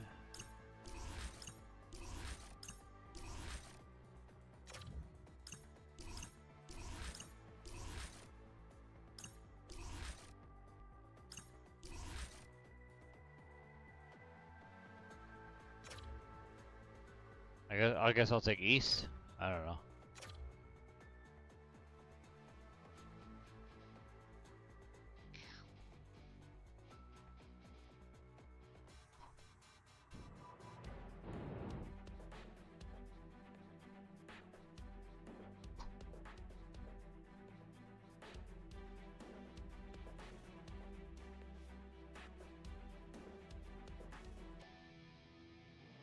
Bum ba bum ba bum ba bum.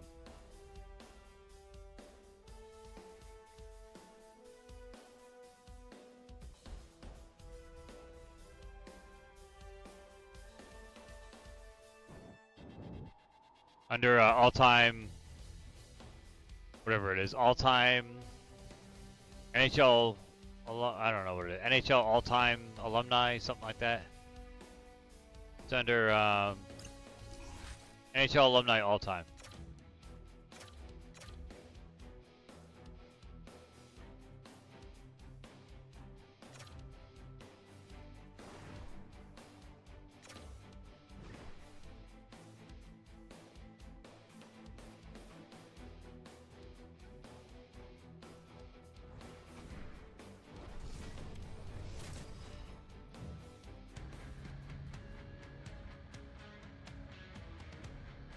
Hi everybody, welcome back to EA Sports. The building is buzzing. James Cebulski here on the mic. I'm ready to go.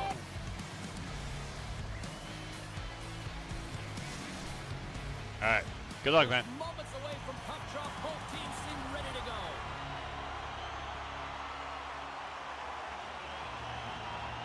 The Eastern All-Stars start things off on the right note by winning the opening draw. Pass back to the point. Long jam in front, that's broken up. Aquila's lugging the puck. Grabs it in his own end. From the back of the cage with the puck. The Eastern All-Stars going to work on offense. What the hell's going on? Top on the play there. Taken along the wall by Forsberg.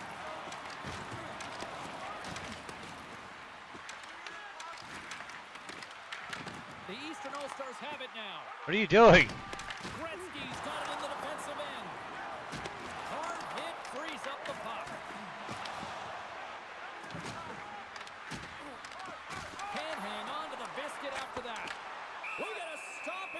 What the hell is going on? Anarchy in front of that net. Well, there certainly is. It was I like how you can't get away from somebody who's not moving. Time is certainly up. They needed this rest for the great play by the tender.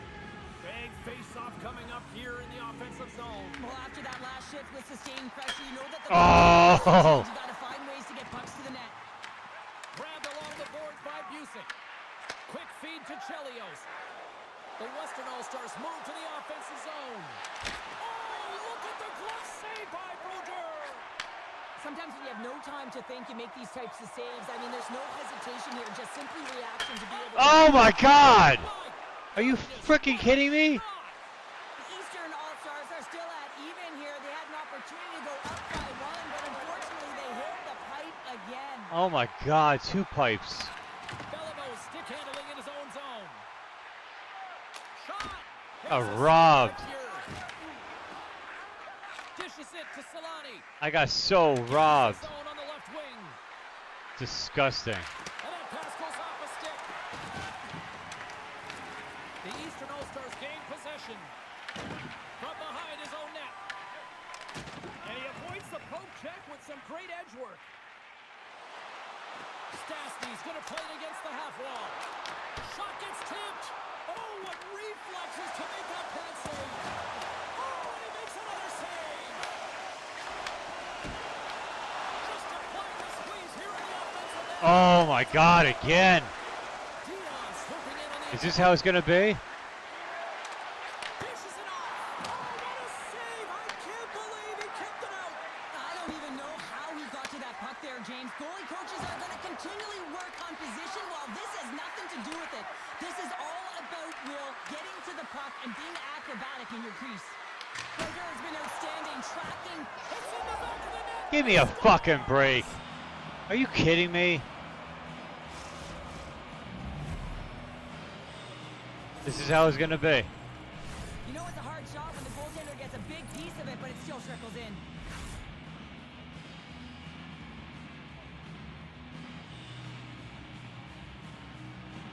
Absolutely murdering you in the offensive zone, and I hit the pipe twice.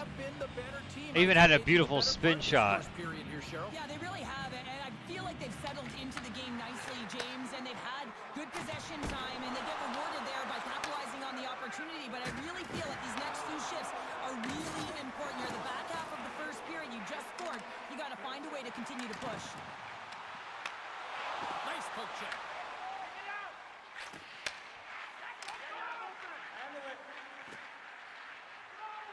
Loses the coverage there. With possession along the wall. Sends it out in front.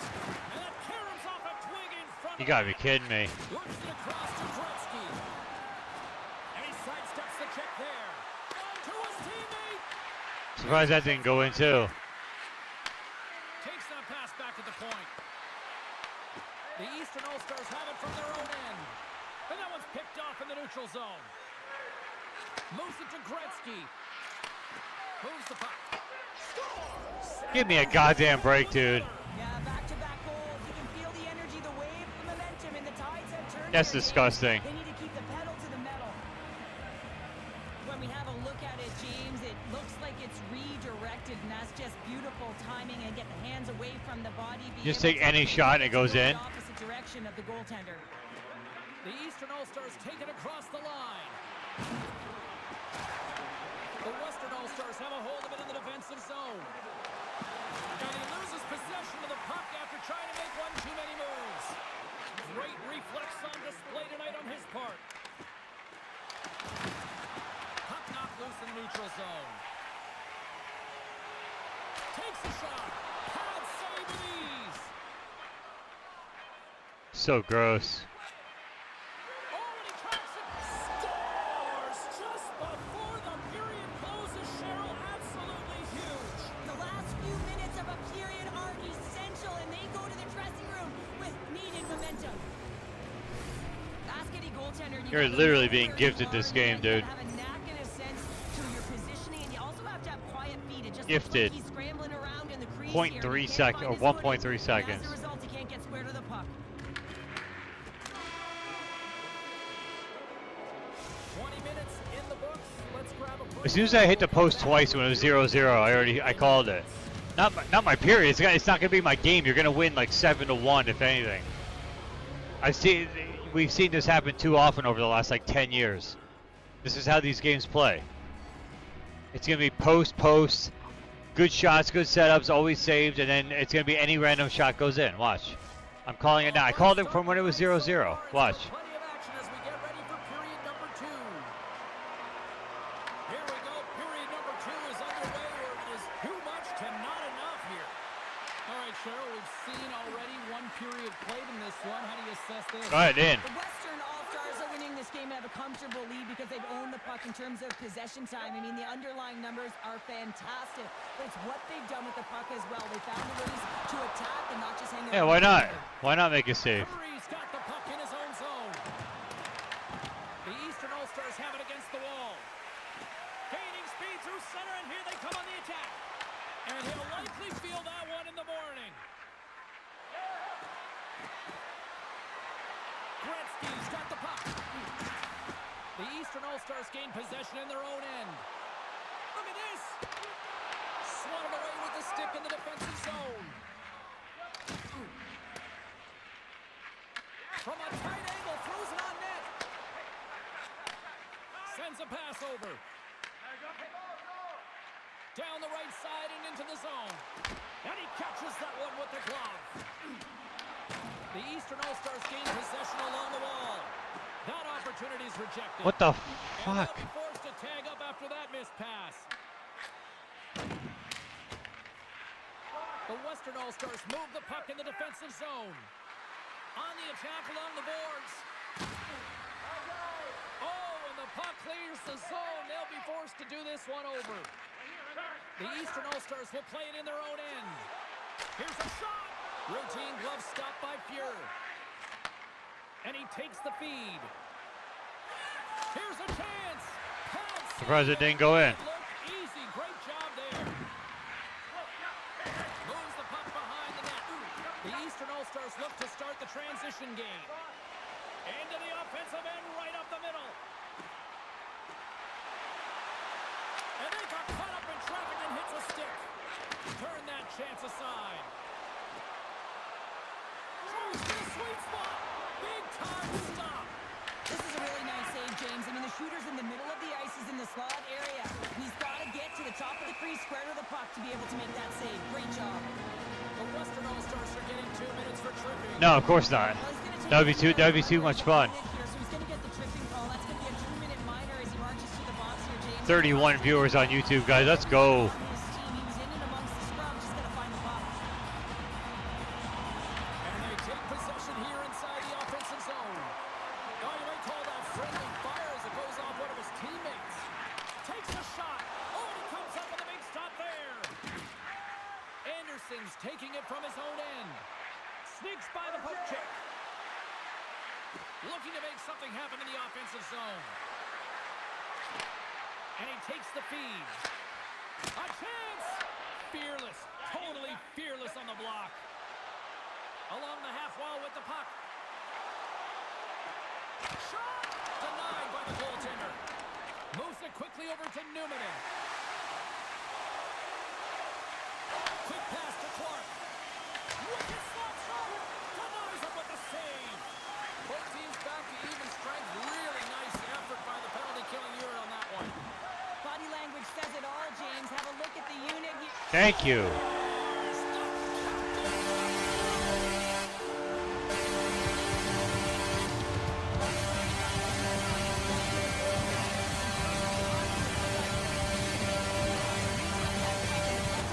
Doesn't know where it is, and he finds it back in the net. Got one. The Eastern All-Stars desperately needed that one here. They did, and one of the key elements for them to have success is to support the puck. I feel like they've been isolated a lot in this game, but a lot of runway left over a period to play in order to get back in. And that's blocked from someone in front. The Western All-Stars get a hold of the puck along the boards. Gains the zone along the right wall. What a steal in his own end. The Western All-Stars pick up steam and are on the attack. There's the whistle. Let's see what the referee saw. Alright.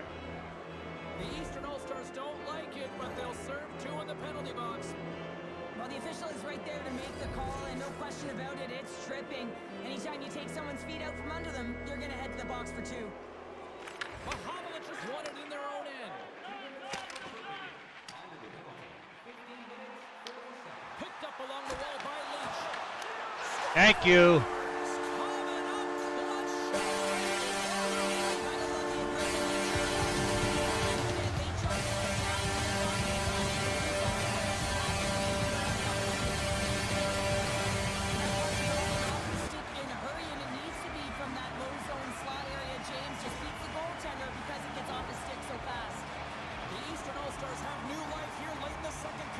Take that, shorty. Consistent, James, throughout the 2 periods, and they're nearing the end of the second. They get rewarded for buying into the game plan.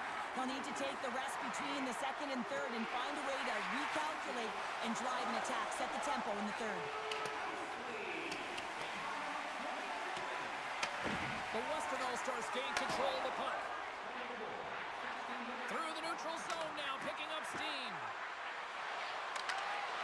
Great extension on his part to poke it away.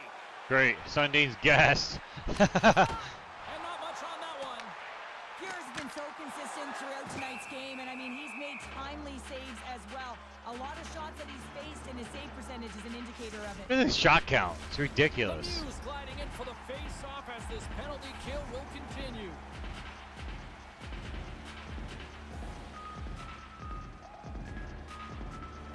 Belivo's almost ready to get back on the ice. Ah! That's probably not what they were planning on the power play. They serve up a shorthanded goal with the special teams unit, but now both teams... Come on, Robinson.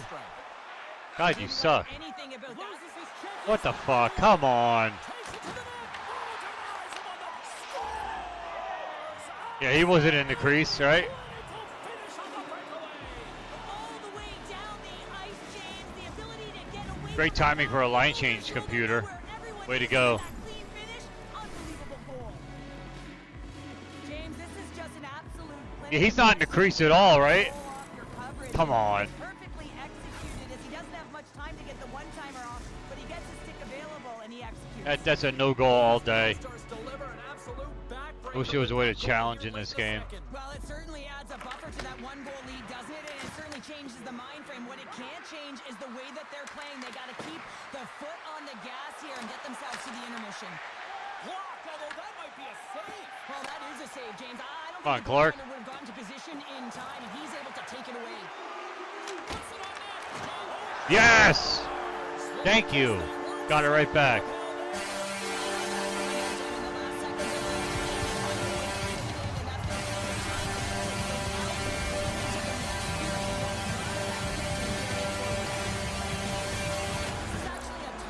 I finally got the last second goal.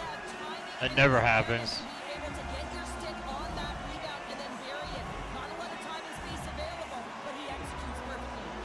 The Eastern All-Stars seem almost a little frustrated out there as we near the end of the second period. They've had plenty of chances, just cannot convert.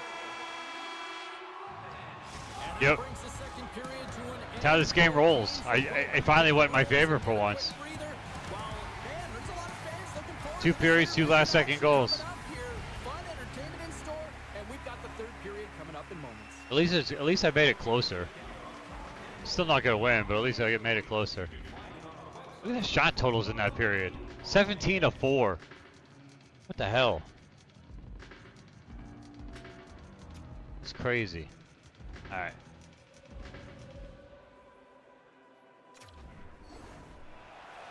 Yeah, man.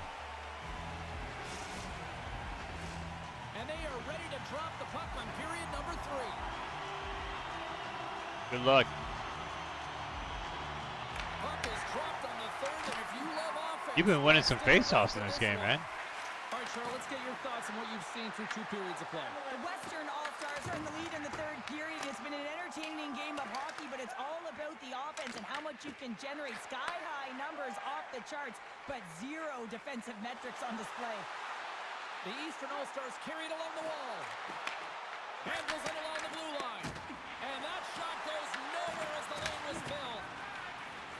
The Western All-Stars will play it from the defensive zone. Here they come on the rush. Forsberg's got it against the boards. That's some smart heads-up defensive play by Gartner. Oh, we got a tripping penalty coming up here. The officials were all over that. Why would they blow that dead? No one touched that. Are you kidding me? Nabbed for tripping. These are the ebbs and flows of the game. You're leading in it. You take an untimely penalty. Now you got to kill it off. You got to find a way to get out there and make sure the equalizer is not scored on your watch. The Eastern All-Stars have their man advantage here tonight. What's more? Well, a timely power play at this juncture of the game, James, to even it up. This is huge for this power play. Your big stars, they need to shine.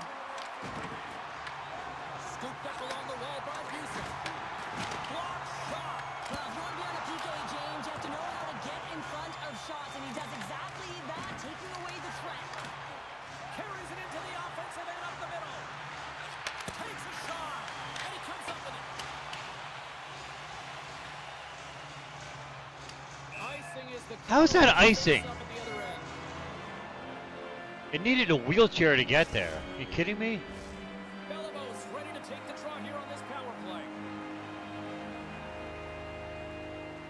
Puck is dropped and he wins the draw here in the defensive zone. Huge win by the center to give his team an opportunity to get out of the zone after a critical icing. Here's a short pass to Housley. Stones him with the blocker. Picked up along the boards by Anderchuk. Quick shot on the redirect. Oh! Great save by the goaltender to get a pad on that one. Keeping the puck out of the net. A player should never be left alone in the slot, but man, is the goaltender to task here. Gets out in front of it and makes the save. Sends it in front. Who are you passing it to? There's no one there. To shoot and will hang on to the puck. And here's the pass to Anderchuk. Tiptoes around the poke check. Here's a shot. And that was stopped. Yes!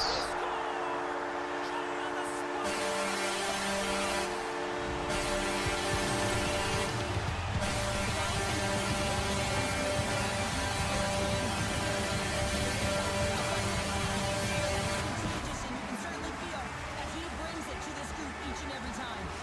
The Eastern All-Stars get exactly what they were looking for. A tying goal, and look at this where we are now in the third. They're back in this game, James. They've shifted the momentum, but it's their urgency. They've been all over the puck. Their first few strides have been hard, and you can tell they want this one. Here's a blast. Oh, wow, stuffs them in. On the sequence of saves, I love how strong he is in his set positioning here, James. You can see that he gets square to the shooter, and that makes the second save easier. Where's the offside there?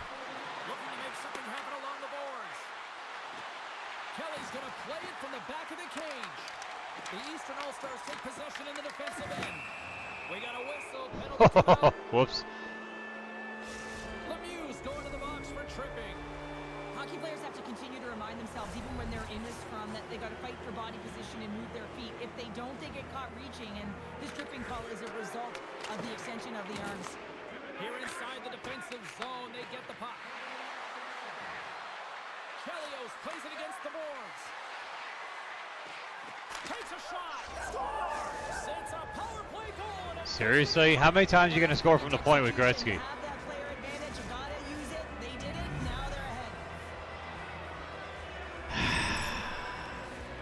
Let's have another look at this, James. Yep, there it is. I mean, look at that net front presence, just the screen and the goaltender battling to find the puck. That's exactly what you need in the paint on the power play. Fling it at the net As a result, they and score. pray. The Western All-Stars All right. have gone in front at a critical time here in this one. It's a one-goal Unbelievable. game here in the 5 third. out of 12. Exactly where they want to be, right? They Fuck have outta to here. and they want to close this out. They're going to need I wanna stay fling it and see if it aggressive on the happens. puck and not give any opportunities to their opponent. Gives them nothing in front. Of course not. Well, the shooter's in a coveted spot on the ice, right in the middle of it with a good look, and he makes an incredible save by getting square to the puck and turning it aside. Fuck off. This game is so fucking stupid. Well, it feels like there's a wave of a momentum. I scratch and claw my way back over the entire game, and then this bullshit goes in. That's 2 in a row. God, dude. I love the way that he creates the space with his speed here. And I mean, if you look at him, Fucking the way kidding he me? attacks, he knows exactly where he's going to go. He's driving play because Fuck he outta trusts here. his feet. I mean, he is so That's fast, so rolls disgusting. off the defender, and then he puts it in. That's just great from start to finish. Well, congratulations on a cheap victory. The draw at center, they take control of the puck. The Eastern All-Stars get a hold of the puck in their own end. And he takes the dish. Nice stop by Fuhr. So Carries the gross. puck up along the wing. Surprised that didn't go in too. Well, the game has changed the training that you have to undergo, whether it's in the gym or it's functional. You know that these guys are constantly working in small space areas, working on their games, working on their legs. Their foundation, the lower half, is so critical, and this is a perfect example. The Western All-Stars top line is coming onto the ice. They've been so effective. Their chemistry is unbelievable. They have a ton of motion, and they're real tough to defend. Close save, and he handles it with ease.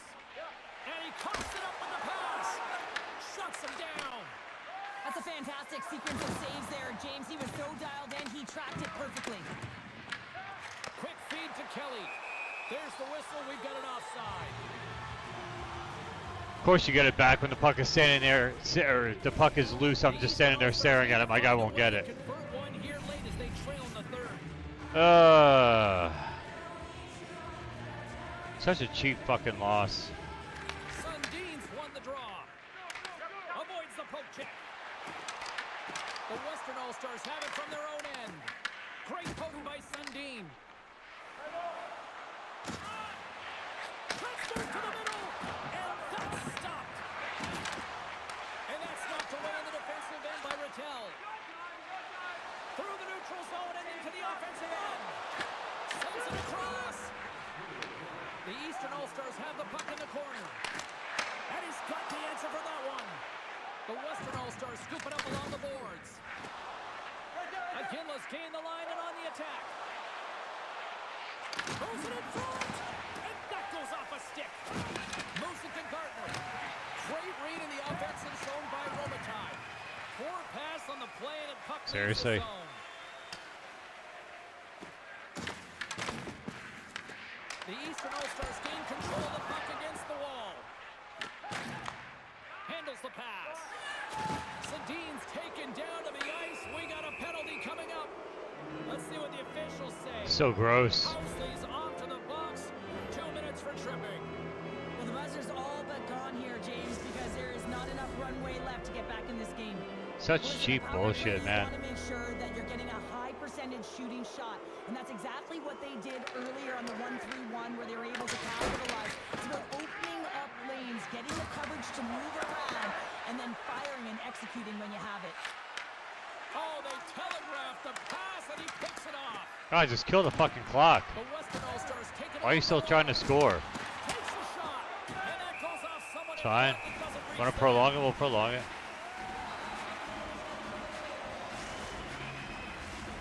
And they'll drop the puck one more time before this thing concludes. It's fine. It's fine.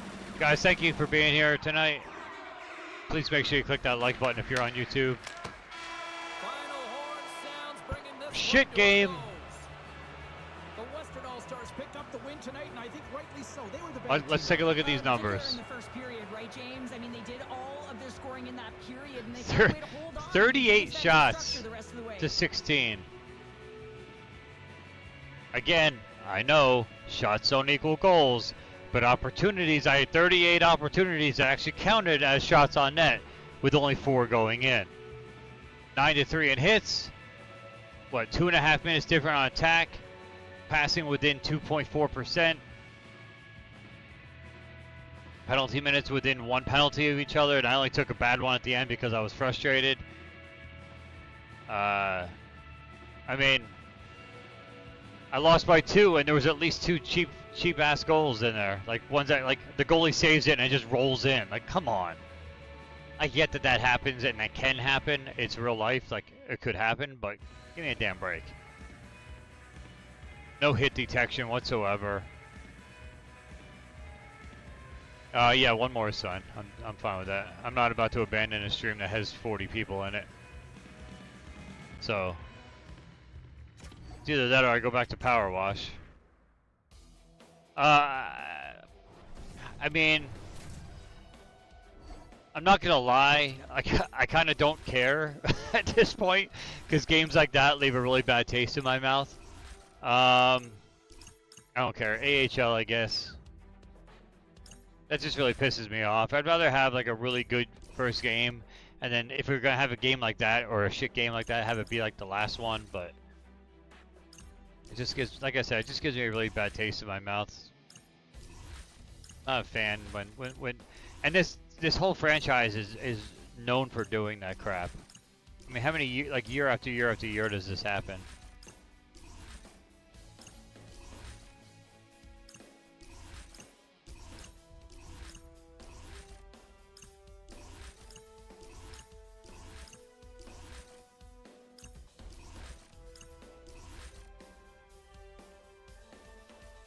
Why do you always go Hartford? I don't understand that.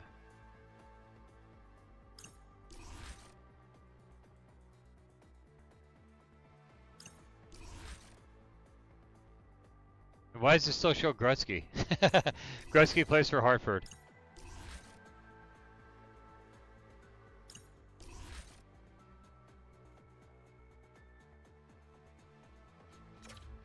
Take Utica.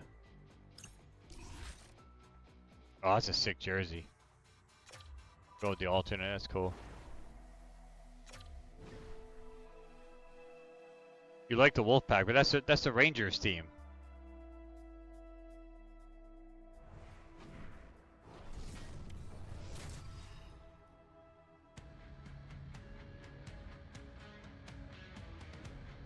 Hi, everybody. Welcome back to EA Sports. I'm James Cebulski. The American Hockey League action continues on the ice tonight. Rage quit. Good luck, man. PS4 loser. Really looking forward to this one tonight. The Comets take possession here on the opening draw, and we are underway. And there's the save. Puck scooped up by Brissot. And now he tries to get it across to Bleed. Handles the puck. Quick save. Great athleticism on the play. Hartford's got the puck in the defensive end. From the right side, he goes to the middle of the neutral zone. Utica's got the puck. They've got numbers here. Comes up with the stop. Sends the pass over. Blade's got it across the line. Stops the rocket of a shot. Utica's got it in their own zone. Here's a chance in front. And it goes off a stick and on target. Fires it on net. Gets a piece of it with the glove. Headman pass. Great vision to see that stretch pass. Moves the pass. Oh, come on. Off a stick and they can't complete the play. Oh, he gets a blocker on it. What a stop by Garand. McConnell Barker's got it along the wing. Feeds it over. Oh, what a save in front. Dawes works hard to get to position, and that allows him to make that incredible save. Hillman's got it in the offensive zone. Here's a chance, sends it in front, and he denies that great opportunity there. I seem to be relaxed when I play Power Wash. That's the reason why I play it. It's a very relaxing game for me. He wants that puck, right? He's so aggressive. He's Hockey so is the exact aggressive. opposite for me because Going every step of the way. this game has its moments of trash, unfortunately. We haven't even hit the midway mark of the period. Still no score in this one. Crookshanks won the faceoff. Moves it quickly over to Squires. And he takes the pass. From the blue line, they take control of it. Slides it across. I was just say, take it from the point so I can go in. To keep it out. Tries to feed it over to Squires. Fires it. You'll need more than that to beat him. You know the goalie style game when he redirects the puck to the corner. Takes it along the wall by Crookshank. Oh, what a mistake. Ah. He's right in the shooting lane there. Hartford's ready to go on the attack. Let's go, McConnell Barker. Around along the half wall. Great reach with the poke check. Utica's got control of it now from their own end. They go on the attack through center. Oh, and he puts it wide of the net. Ron, this is a near miss, James. You're trying to be accurate. You know how good the goaltenders are, and you just missed by a few inches. Brings the puck into the offensive end now. Coming to the front of the net. Makes a save. Gets a piece of it with the glove. Pushes it across to Gruden. Shakes off the coverage. Shot. Oh, what a glove save there. He read that perfectly. God, your goalie is single-handedly keeping you in this game. He makes that save. I thought that was going in, but he just reacts and keeps it out of the net. Unica's on the attack. The Wolfpack have the puck in their own zone. Morrow's crossed the line and gained the zone. Makes a move and the puck hops away from him. But he's got such a slick set of hands. He's trying to manipulate his opponent one by one, but he tries one too many. Go ahead, drive in. And he loses the puck. The Comets have a hold of it in the defensive zone. And he dodges the poke check there. Fitzgerald's got it to the side. Takes a shot. And that won't go as it hits one of his own teammates in front. Grabbed along the boards by Sikora. Feeds it to Molovsky. Hartford's got the puck along the boards. Right on the doorstep. 17 seconds now on the clock. Feeds it on over to Molovsky.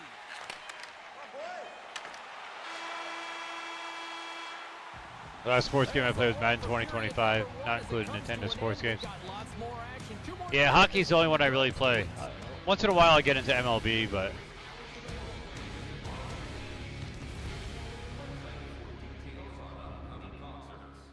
Oh my god. Our passing is exactly to the 10th of a percent. That's crazy.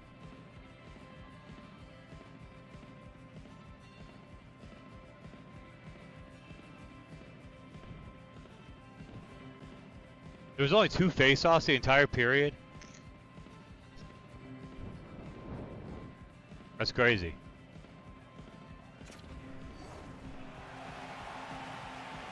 Yeah. Put your twos up because the second period's about to go down. Here we go, period number 2 is underway. We'll see if we can get the opening goal here at some point. Let's get the talented Cheryl Pounder back into this one. What do you make of the first 20 minutes of action? Hartford's been on the hunt in this game, and the number one thing you need to do is get the puck. Well, they've been able to get it, and once they do, they've been possessing it, just owning those numbers within the game. But there's nothing on the score sheet to show them that they're getting rewarded for it here, James. They got to find a way to get to the middle of the ice and start cashing in on their opportunities. Takes the feed. Hartford's got possession here in the offensive zone. And that pass is redirected. And that's poked away in the offensive zone by Fitzgerald. Slides it back to the blue line. Hartford's got it on the line. Denies him. He got all of it. Quick pass across to White. Gaining momentum up along the side. Unica's got the puck against the half wall. The hell was that? And that's Not who I was passing to at all. Quick shot. Feeds the puck up to LaChance. Passes it over to Perral. Passes it over. The Wolfpack have taken possession in their own end. Seriously? Center and now in the offensive end. And they score. About time. I plan on going to GameStop in Haysbury Pacific Thursday to see what games they have. Well, Nice. these are the types of plays in a game that you don't get often. That's so awesome. You have to make good on them, Yeah, and they good- do good hunting, exactly good luck. that, James. They utilize the space they're given, they have the numbers, and they make their opponent pay. Still Waggle, lots waggle. of time left here in this frame. Hartford's ahead 1-0. Drills them. Oh, what a stop with the kick save. Unica's got the puck against the boards. The hell was that? Moving it up the ice. Pass out front. Oh, he comes up with a stop. Here's a rip. And does it again.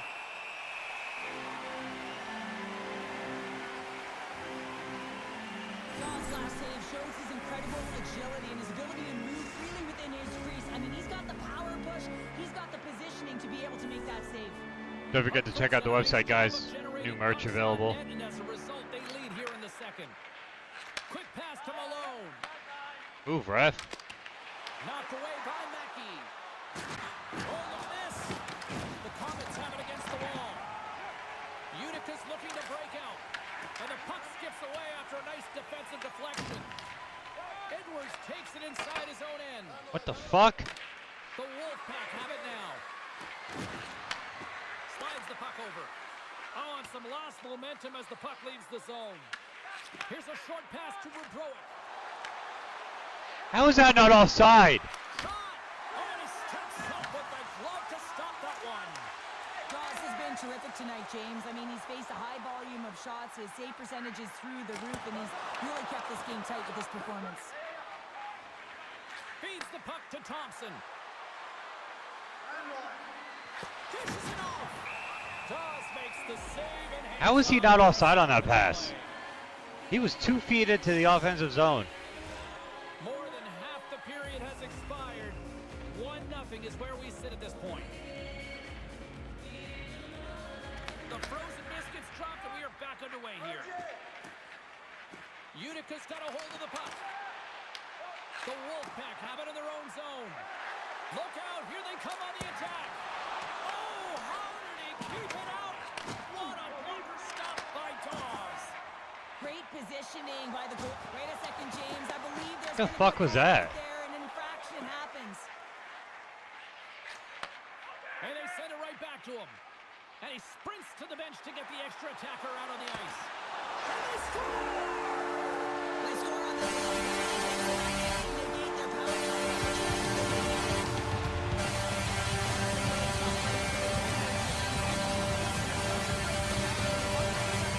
Get your eyes on the puck and it winds up in the back of your net.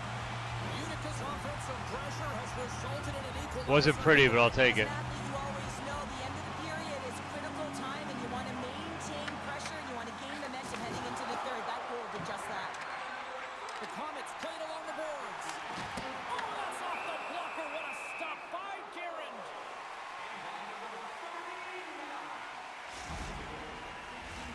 In the final moments of this period, we are all tied up in this one. The Comets win that offensive zone face-off. Gets a piece of it to keep it out. Big time stop there. Yeah, I saw that coming. Was he ever dialed in that sequence of saves? I mean, 1, 2, multiple saves here. His D's got to help him out. Off a stick and they can't connect. Oh, look at this chance. And he makes the save. Scores the goal. Front. And now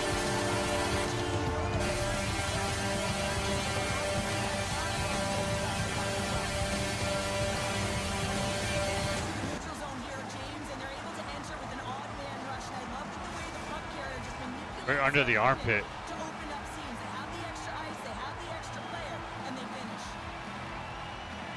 And they take control of the puck here in the neutral zone. Nearing the 40-minute mark of the game. Utica's got the puck. Oh, he Oh, that was almost another one. takes it across the blue line. The Comets look to start the transition game.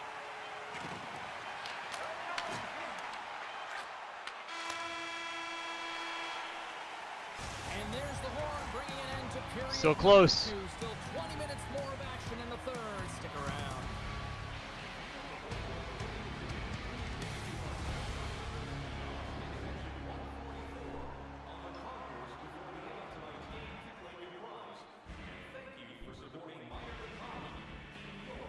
Shots are even. I don't know how you get the hits off. I still can't figure out how to effectively hit in this game.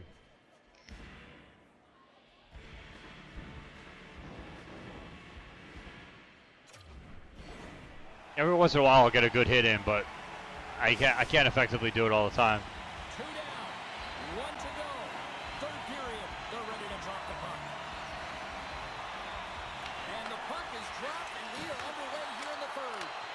All right, partner, what's your take on what you've seen here tonight? Hartford's got to take some risks here in the third period, but doesn't need to happen right away. They've got 20 minutes of leg room here, if you will, James. They've had a strong game. They've owned possession. They've got to give themselves some poise and patience with the puck to drive the paint and get some quality chances on net. Moves the puck along the half wall. Heads deep inside the offensive zone. Scores! And we are back. Now, James, I really like the energy that they've showed throughout the game. But Not now gonna it's make their the comment time that I to wanna energy make. Just created and doing something with it. multiple things to win hockey games, James. You need skill, but you need grit and grease, and that's exactly what he showed right there. He rolled up his sleeves, he got dirty, he won the 50-50 battle, and he took it to the net. Utica's won the draw, and they take possession here in the open ice. Just an easy pass save made by Garan. Slides the puck across to Fix-Wolansky. Avoids the poke check and maintains possession. Skates in behind the cage. And now it's grabbed by Chris Coro. And that one's turned away. Morrow's moving the puck through his own zone. I didn't realize Chris Colo was playing for Utica. Quick feed to Fix-Wolansky. Takes a shot. Oh, he stops him with a glove. Great reflexes there. Man, is he ever difficult to defend, hey, James? I mean, so difficult when you're shoving, you're doing everything you possibly can to move and separate him from the puck, but his core strength and his balance is certainly the victor as he takes this one to the net. And that pass attempt is deflected. Oh, great play to sidestep the poke check. One-on-one with the goaltender. Oh, what a stop on the breakaway. It's a one-on-one battle, and the goaltender's going to win this one here, James. Wiggle, wiggle. Keep waggling that stick, buddy. God, one trick pony, my God. This time I am saying it. Same shit. That's so fucking frustrating. It's a well-known weakness in this game. But in transition, when you are quick, you can capitalize, and that's exactly what's happening. If only I knew how to do it. Getting closer to the halfway point of this frame. Hartford's got a one-goal lead. So annoying. Squires plays the puck. Easy pad save made by Garan. Hillman's got the puck now in his own end. Intercepts the pass. Here we go. Do it again. Hartford's got it along the wall. Oh, and he misfires on that. Get the fucking puck. That one aside with Jesus. There's the whistle. My God. Throws it up. Officials have got both teams ready, and it looks like play is set to resume here. So it's just Utica's taking possession in their own end. by this point in the year, everyone knows what to do. Filman with the puck inside the defensive zone.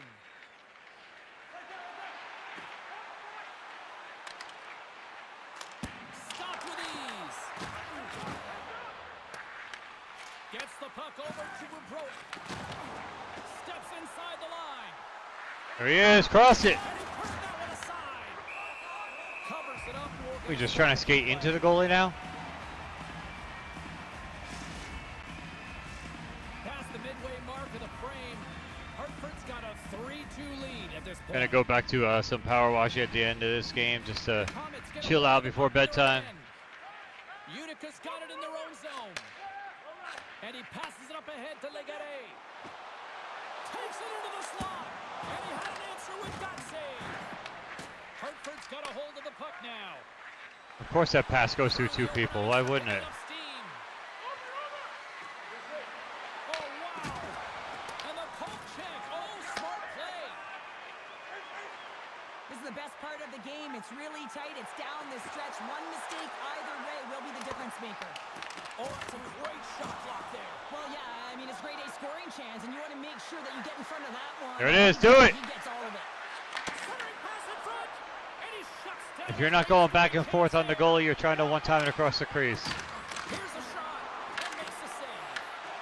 Puck picked up by Bruder. Or tripping me. Dead penalty coming up.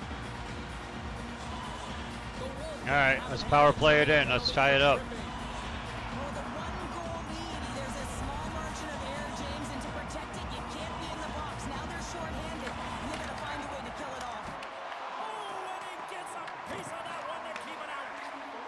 Oh, and a misfire as that goes right out of the zone. Passes over to Osipov. Utica's got it against the boards.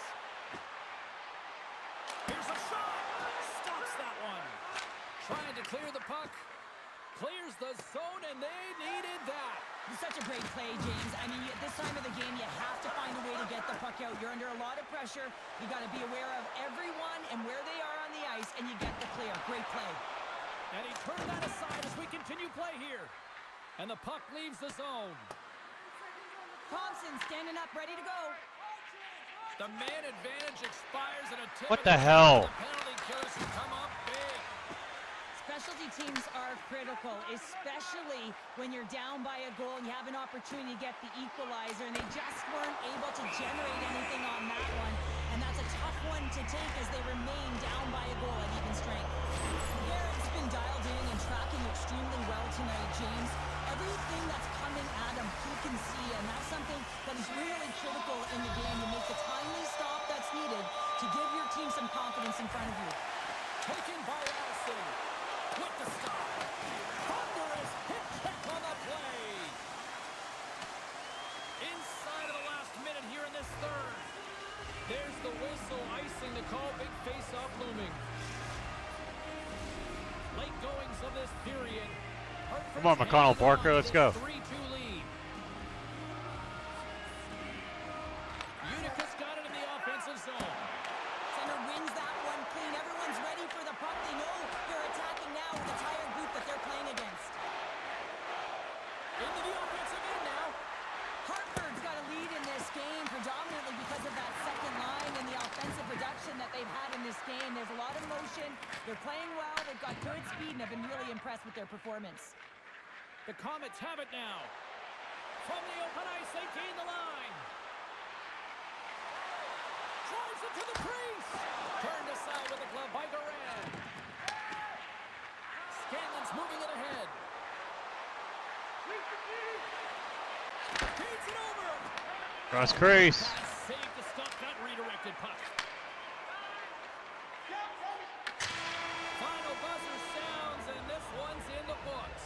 That's a shit game too. It's gotta feel good coming away with the win in that very tight contest. Plenty close game. You have to hammer out the details, and I thought they did a real nice job of that because Oh, well. details, and when it comes to puck possession, he's not only holding on to it with a purpose, but also managing At that least puck. the You don't stats wanna give that puck were away in a vulnerable more spot. even. They managed it, they took it to the net, and they end up getting a goal to win. One penalty in the game. My passing never went below 80%. That's cool. But oh well. I was hoping that would be a little bit better than what that was, but it is what it is. Is what it is. Alright, let's get some more done on this power wash level. Just for a few. Not for very long, because I gotta go to bed. It's getting late here. Alright. Power wash. Wash. Start washing. So I did finish the Adventure Time DLC. I'm like, what is that? Like maybe a third of the way through Star Wars. Caldera, I'm halfway, and then Power Wash, I'm almost done. Might have like one more level after this, maybe. Yeah, thanks, man. Again, I wish it wasn't up to its usual bullshit antics, but it is what it is. Even if I had time for another game, I probably wouldn't have played just because it was pissing me off too much. I can't deal with a game and its incompetency like that. It's just there's no reason for it to just decide when it wants to play that way and when it doesn't. I just don't get it. First game was actually really good, but with the exception of like a few that like just cheap ass goals that just shouldn't have been in. One goal, the guy's in the crease, literally in the crease with the goalie. Any game on TV or wherever that you watch, like they're not going to allow that goal to stand. They're going to wave that off immediately for being in the crease. At the very least, you'd be able to challenge it as a coach. It's just kind of, it's garbage. And I don't know if you've noticed or not, but over the course of like the season and the year that game's been out, I mean, in the beginning when that game first came out, in the first maybe half of the year, they were waving off goals left and right for infractions. I haven't seen now since returning to the game after I mean I was away from it for a good while. I haven't seen a single goal waved off at all. And before it was, I'm not saying they should be like it was before, because before they were waving off too many. Like it was excessive how many goals they were waving off in the beginning of the year. But then they went to go. I'm sure people complained about it, and then they went to fix it, and they overly overcompensated for it. Now they're not waving off anything that's an infraction on the goaltender. So it's just, I don't know. There was one of my goals that went in against you. I could have very easily seen waved off for goaltender interference because I was all up in his face. But again, like I said, it's almost like they overcompensated for the way it was in the beginning. It was extreme to one side, and then all of a sudden now it's extreme to the other side. They can't get it right. And I don't understand. After how many years of making this franchise, can you not get it right? And from what I understand, it's an EA thing because people who I know that are diehard Madden fans are saying the same thing. Like penalty flags and stuff that happens in Madden is very, very similar. Like the quarterback will get nailed after the play and then nothing is called, or just stuff goes on with no flag, and then the flags come in when there's literally like nothing happening or nothing going on. So I think it's just EA needs to get their crap together. The problem is there's no competition, so they can be as lazy as they want to be, knowing that, hey, if you want to play an NHL game, you're buying our game regardless. And they're not wrong. It's the only hockey game in town. I'm buying it. I mean, I want to play hockey.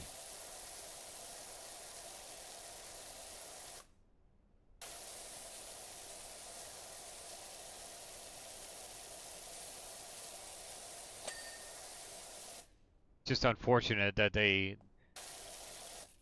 know what the deal is and they don't care. They're just going to continue to take our money and put out an inferior product every year. And unfortunately, like I said, I buy it because I just want to play hockey. I love the sport. I want to play it.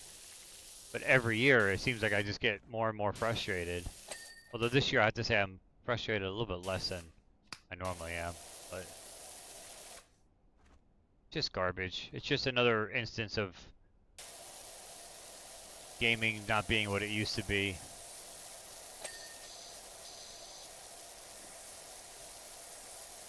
It's almost better to play, go back and play NHL Hits 2002. Why can't, and by the way, why can't we get another Hits game? It doesn't have to be NHL. You can just call it Hits Hockey. Why can't we get another arcade style hockey game? Okay, so you don't have the licensing and you can't use the teams or whatever. Make up fake teams then. Who cares? I mean, look what Blitz the League and what was the other one that did that? It was 2K put out a football game after 2K5. What the hell was that? 2K. It was 2K8. It was All Pro Football 2K8 or something like that. And they got some random legendary football players like Elway and LT and stuff. They posed for characters for the game. Those were fun because it wasn't Madden. It wasn't a cheap cop out of a NFL game.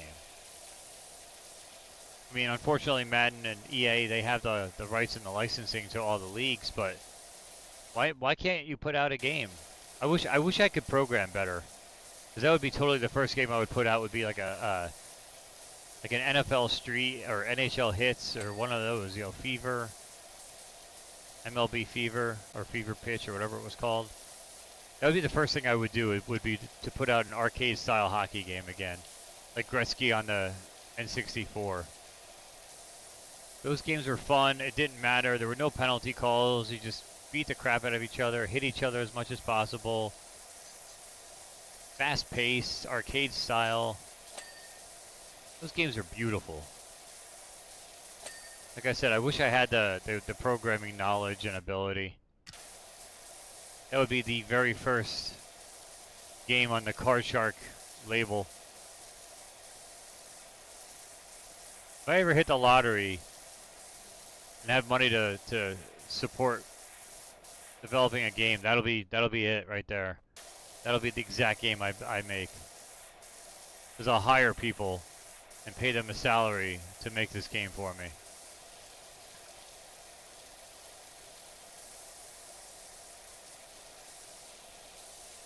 Matt, if you're still there, how hard is it to make an arcade style hockey game without having to worry about like penalties and all that stuff? I would think it would just be like a bunch of hit detection boxes, right? Like keep one around the puck. Keep one around the perimeter of the goal, so if it goes past, or if it collides with that, collider box. If it connects with that collider box, it's a goal.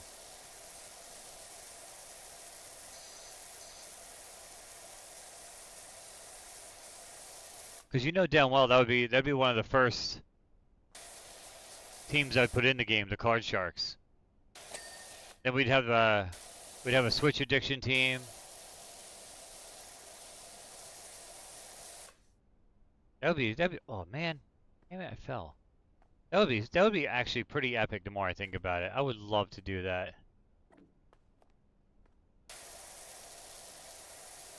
Would any of you actually buy that? Knowing that I made it or had it made. I put it on all major platforms. Oh, maybe not Xbox because they suck. But I'd put it on all major platforms. I put it on Switch too. Get a portable arcade style hockey game in the mix.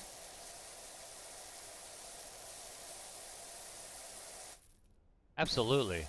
Right? It'd be fun. Because you don't have to like hockey. It would just be a fast action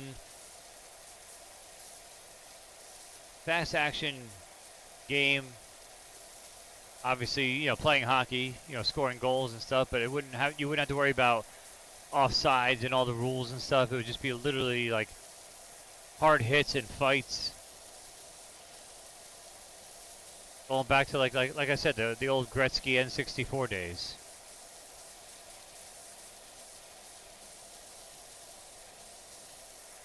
I know for a fact I mean I can't even get a simple game programmed right now. I kind of gave up for a long while. I was trying for a good while to make my own game. Just like an 8-bit style, like Infinite Runner even, just like a simple game just to get my feet wet, put something on the eShop and the PSN store just to kind of put a game out there and see how it does and see if I can't make any money from it. And I couldn't even get that going. I don't have a good computer to do it on. My computer kept messing up with trying to get it to run. I don't have the money to really sit there and buy a brand new high-tech computer. Because if it doesn't work out, then I have a computer I don't really need or want. I don't know.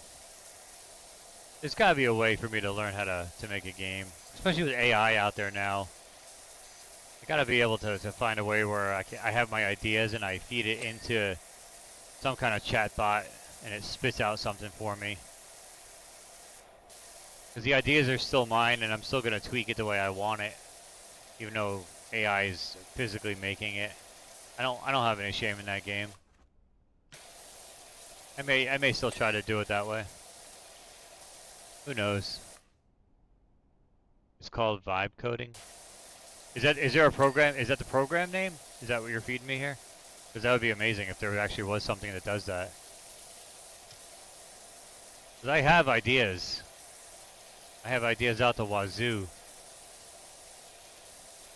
Thing is with PlayStation, you have to actually have a game. You have to have an LLC and then apply for like partnership essentially with Sony in order to get your game published.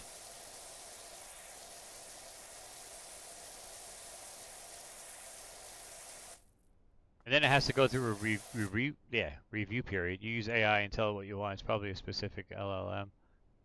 See, you're kind of speaking a little bit of German to me right now.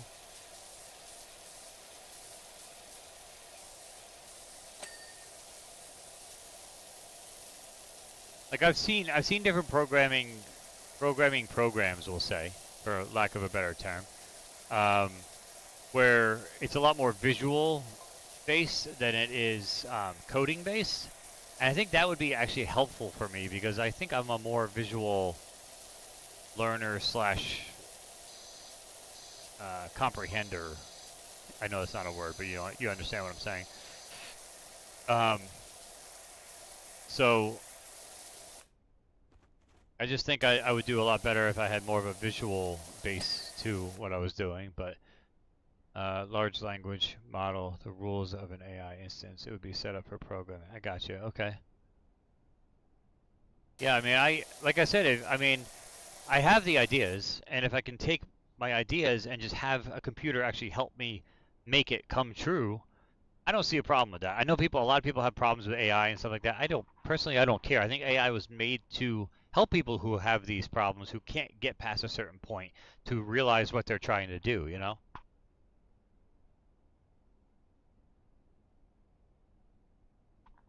I think that's the whole point. It's to make life easier.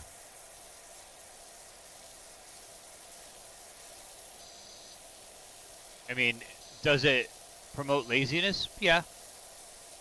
You know, I don't have to go out there and learn what I need to do. I can just tell AI to do it for me. Sure. But I mean, it's always been a dream of mine to make my own game and to see it on a shop. I always wanted to make my own NES game when I was a kid. You know, when NES was the system that was currently out at the time. I always had that dream of making my own NES game, and I mean, now, I dream of being able to do that for my living. You know, not work in the casino anymore and just make games. I think that would be so amazing. But at my age now, I'm not going back to school to learn computer programming. And if I can get AI to help me, I think I think it would be awesome. It'd be great. But it may all just be all talk, because I can't figure it out.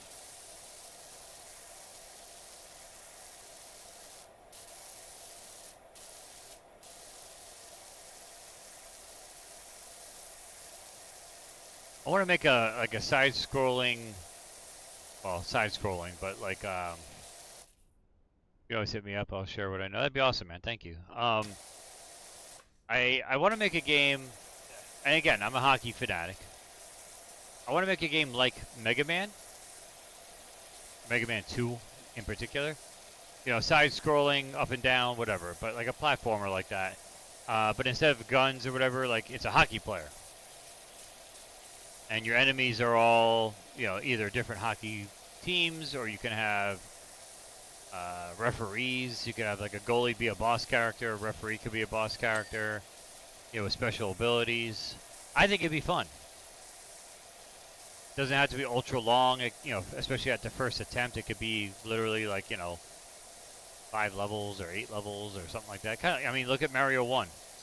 There's only 8 worlds, you know, like it wasn't ultra long. You could get through it pretty quickly. I actually even had prototypes actually like drawn up on graph paper of like the characters and stuff. They look just like Mega Man characters, but without the helmet and blaster and all that. And he had an orange jersey on because I'm a big Flyers fan. Orange and black jersey, carrying a hockey stick as he ran. And then some of his power-ups, it would, you know, like he had a melee attack with just the hockey stick, but then you could also get to, you know, the quote-unquote gun add-ons where like you could shoot pucks. Probably make it where you could like check your opponent, like a power-up move or something like that. You know, stuff like that. Just make it hockey-related, but still make it a fun like adventure running gun type platformer. I'd love it. I would absolutely love that.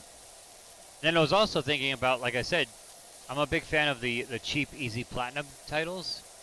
Just making like infinite runners like that with an easy trophy list.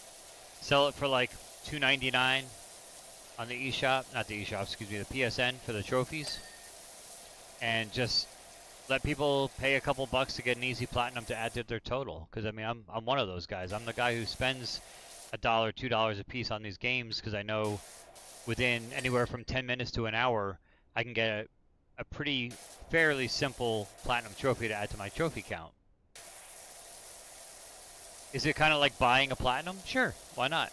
But I mean, I know they've banned a lot of the easy games like that, but as long as you have some kind of skill involved in your objective of your game, they'll let it go. They'll let it slide and let it fly on there. So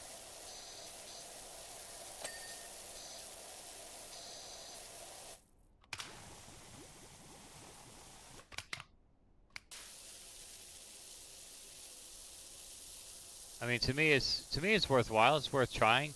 You know, if I can put what, I don't know, 10, 20 hours of programming in and get a very simple game made up and sell it for $3 a pop.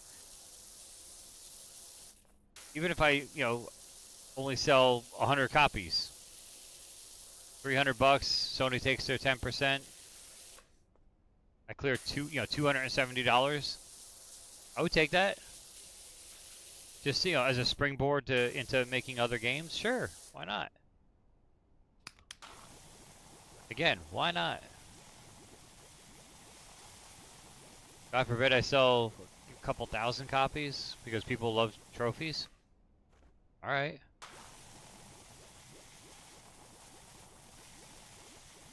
You know, like I said, Sony takes their percentage. More power to them.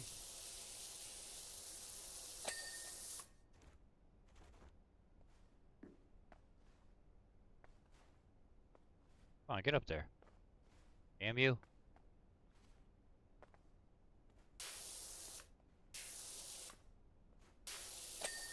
Nice. I got it just by jumping. That's awesome. All right, guys. I do need to start getting out of here. It is 2:11 a.m. Gotta be up with the kids in the morning.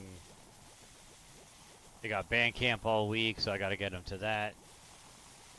And then I gotta get to work for 10 a.m.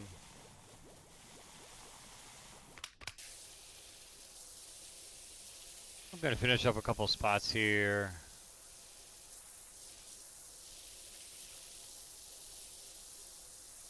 Spray it down.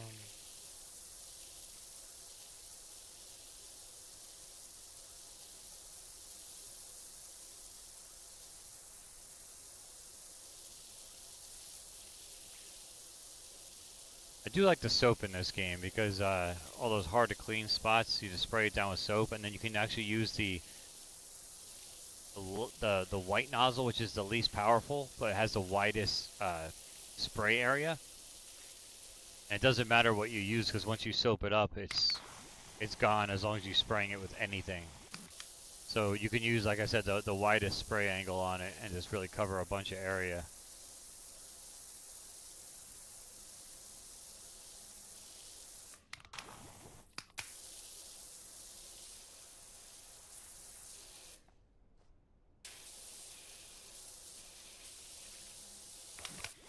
Like that, go like that, boom, done, got it.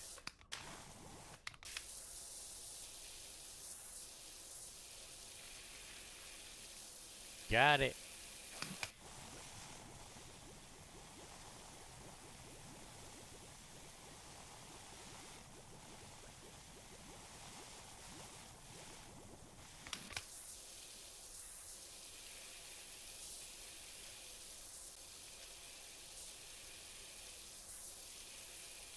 Boom, boom.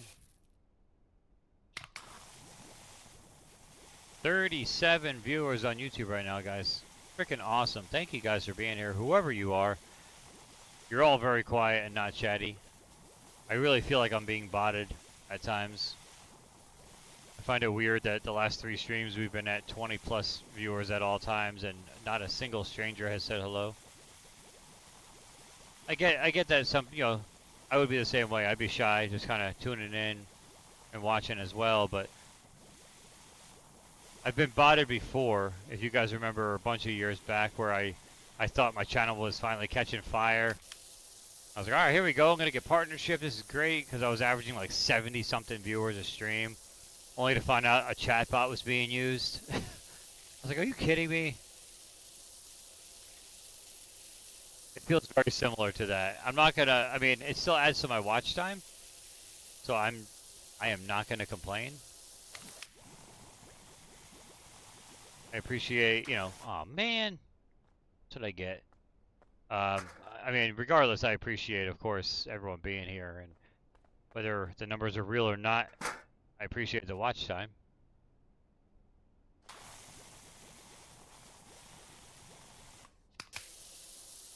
Bot or not, it ends up adding to my hours, so we'll take that. But I have been botted before. I had a viewer. Was the purpose of doing that? I don't know. I had a viewer years ago. I say this is probably 2019, I think it was. And I was live streaming, and back then it was it on only on Twitch or was it only on YouTube? I don't remember which it was, but I guess you can buy view bots online. And I guess one of my viewers, who I haven't seen him in years, I guess he apparently bought a view bot to help support my channel, and it was, you know, it was done out of like a, you know, a very honest and you know, trying to be helpful. It wasn't like he was trying to like ruin my channel or anything. But you know, he paid money to bot my channel in order to drive my numbers up, my concurrent viewers and all that. And again, never told me. Just I was just under the impression that my stream was getting out there and people were loving it and they were sharing it and people were talking about it. You know what I mean? Like you see your numbers go up like we're seeing in the last couple of nights.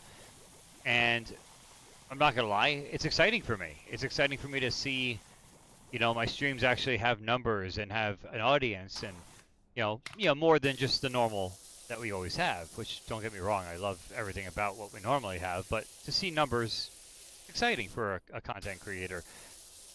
And I mean, I'm talking like at one point, I think one of my streams I was showing like 180 viewers. I mean, crazy numbers. And you know, my concurrent viewers ended up going up to an average of over 75, which I think it was on Twitch, the more I think about it, because I think Twitch you have to have an average of 75 concurrent viewers or more in order to be eligible for partnership. So I've been affiliated with Twitch for years, but the partnership is really tough to get. And my numbers all of a sudden got there. So I'm like, oh my God, this is amazing. I can apply for partnership. And I logged onto my Twitch account and said, you know, that I was eligible to apply. So I was like, oh my God, like this is sweet. I'm going to be partnered at Twitch. This is amazing. Big things are coming. And so I apply, and I guess, you know, they look into, of course, they look into your account, make sure that there's no fraud going on. And they looked into my thing, and they denied my application. And I'm like, you know, I, again, had no clue. And so I wrote them, you know, an email, and I asked, you know, for a explanation as to why it was denied and everything else. And they said, well, your concurrent viewers spiked out of nowhere. There was no natural build to your audience. It went from averaging, you know, whatever, 10, 12 a stream to averaging, you know, 130. And, you know, it wasn't like that for long. Like it showed another drop off and blah, blah, blah, all this kind of stuff. I mean, and rightfully so, they had every right to call that out.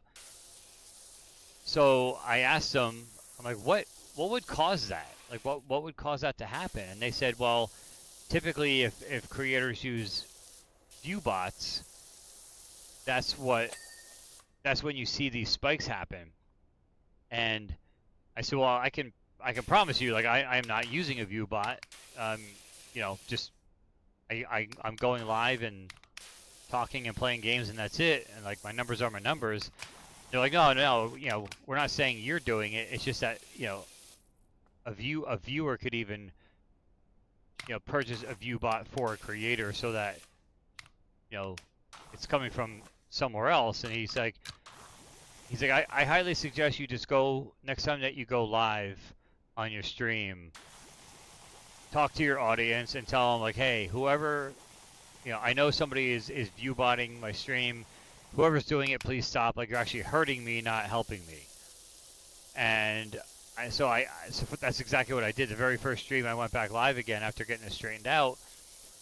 I said that to the audience, and this one guy was there. Now, he never admitted to being the one doing it, but he's the only one that disappeared shortly thereafter and never to be heard from again on my streams. And you know, it doesn't necessarily mean it was him. I mean, it could have been somebody else. It could have just been some random guy or whatever. But yeah.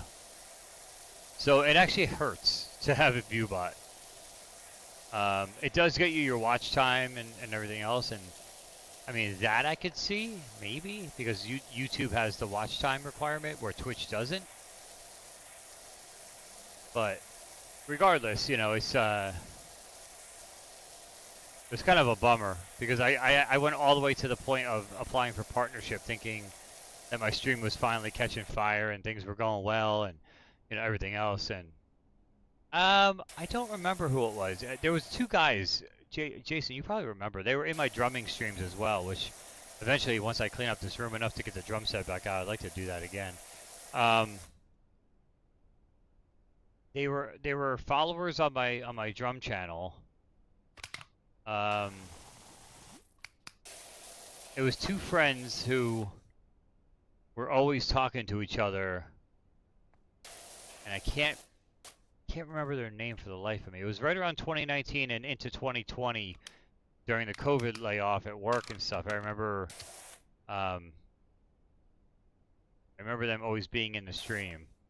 And they were always in my game streams as well as always. I was playing Mafia 2 at the time, and I remember them always loving Mafia. Were probably the ones making fun of me. Who was making fun of you? I don't remember that at all. Although I don't remember their names either, so who knows?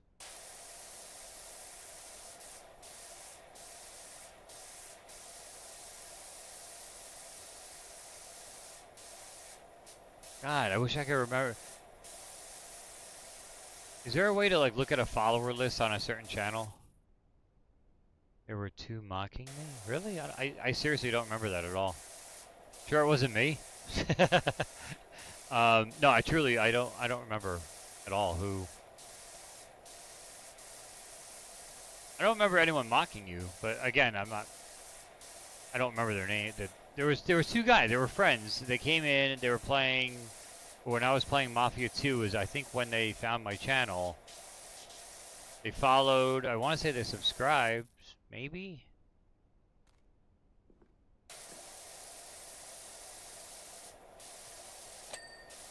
God. What were their names?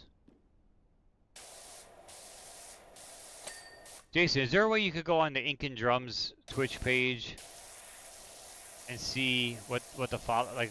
Is there a way to find out who the followers are? Actually, you know what? Let me see if I can do it.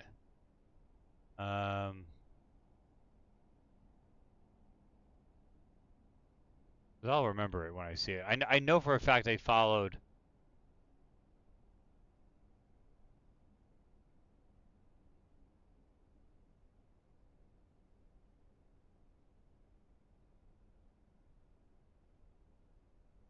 Right here. Here's people I'm following.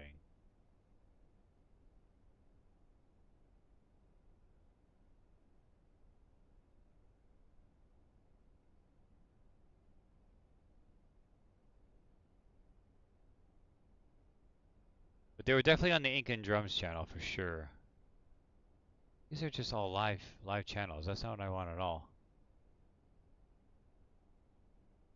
I love that there's like 104 viewers on a channel with 3 people sitting in a hot tub talking. Like, get the hell out of here. Ink and Drums. Ink and Dreams? What?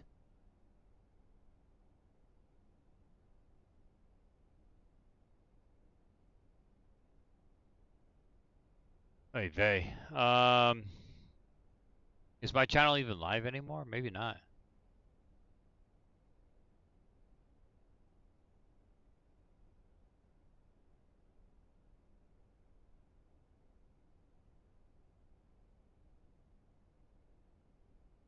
Should be. Is that it? Oh, there it is, yeah. My last... Oh my god, I hear myself. 22 followers.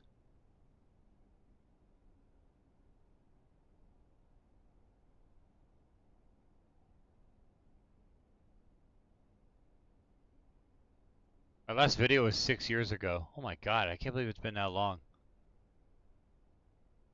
Let me see if I bring up an old video.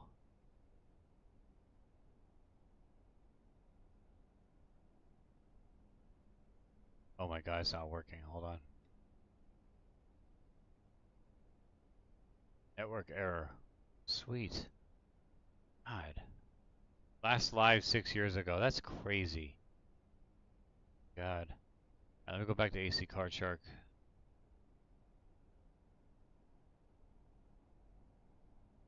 Bring my stream back up here. Let me see. YouTube.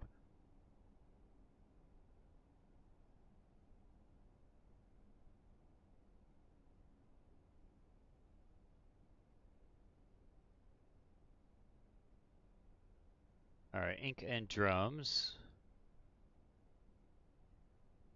Network error problem equals very yes. Let me see on these old videos. Nope. Dang it.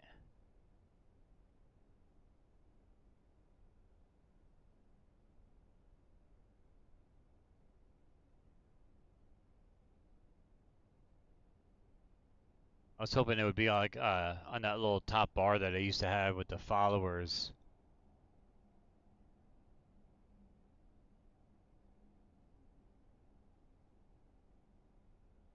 Wolf Dope? No, that wasn't one of them.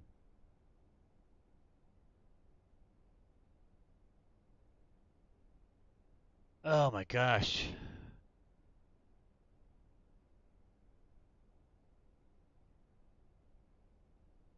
Hey, Zombiecraft. I see him on there. Abzilla, Tito Nitro Drums.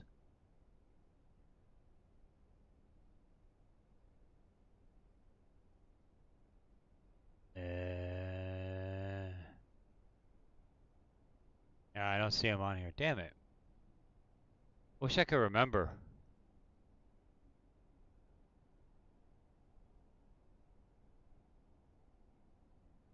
Slam the Jam, that wasn't it. Oh well. I don't know.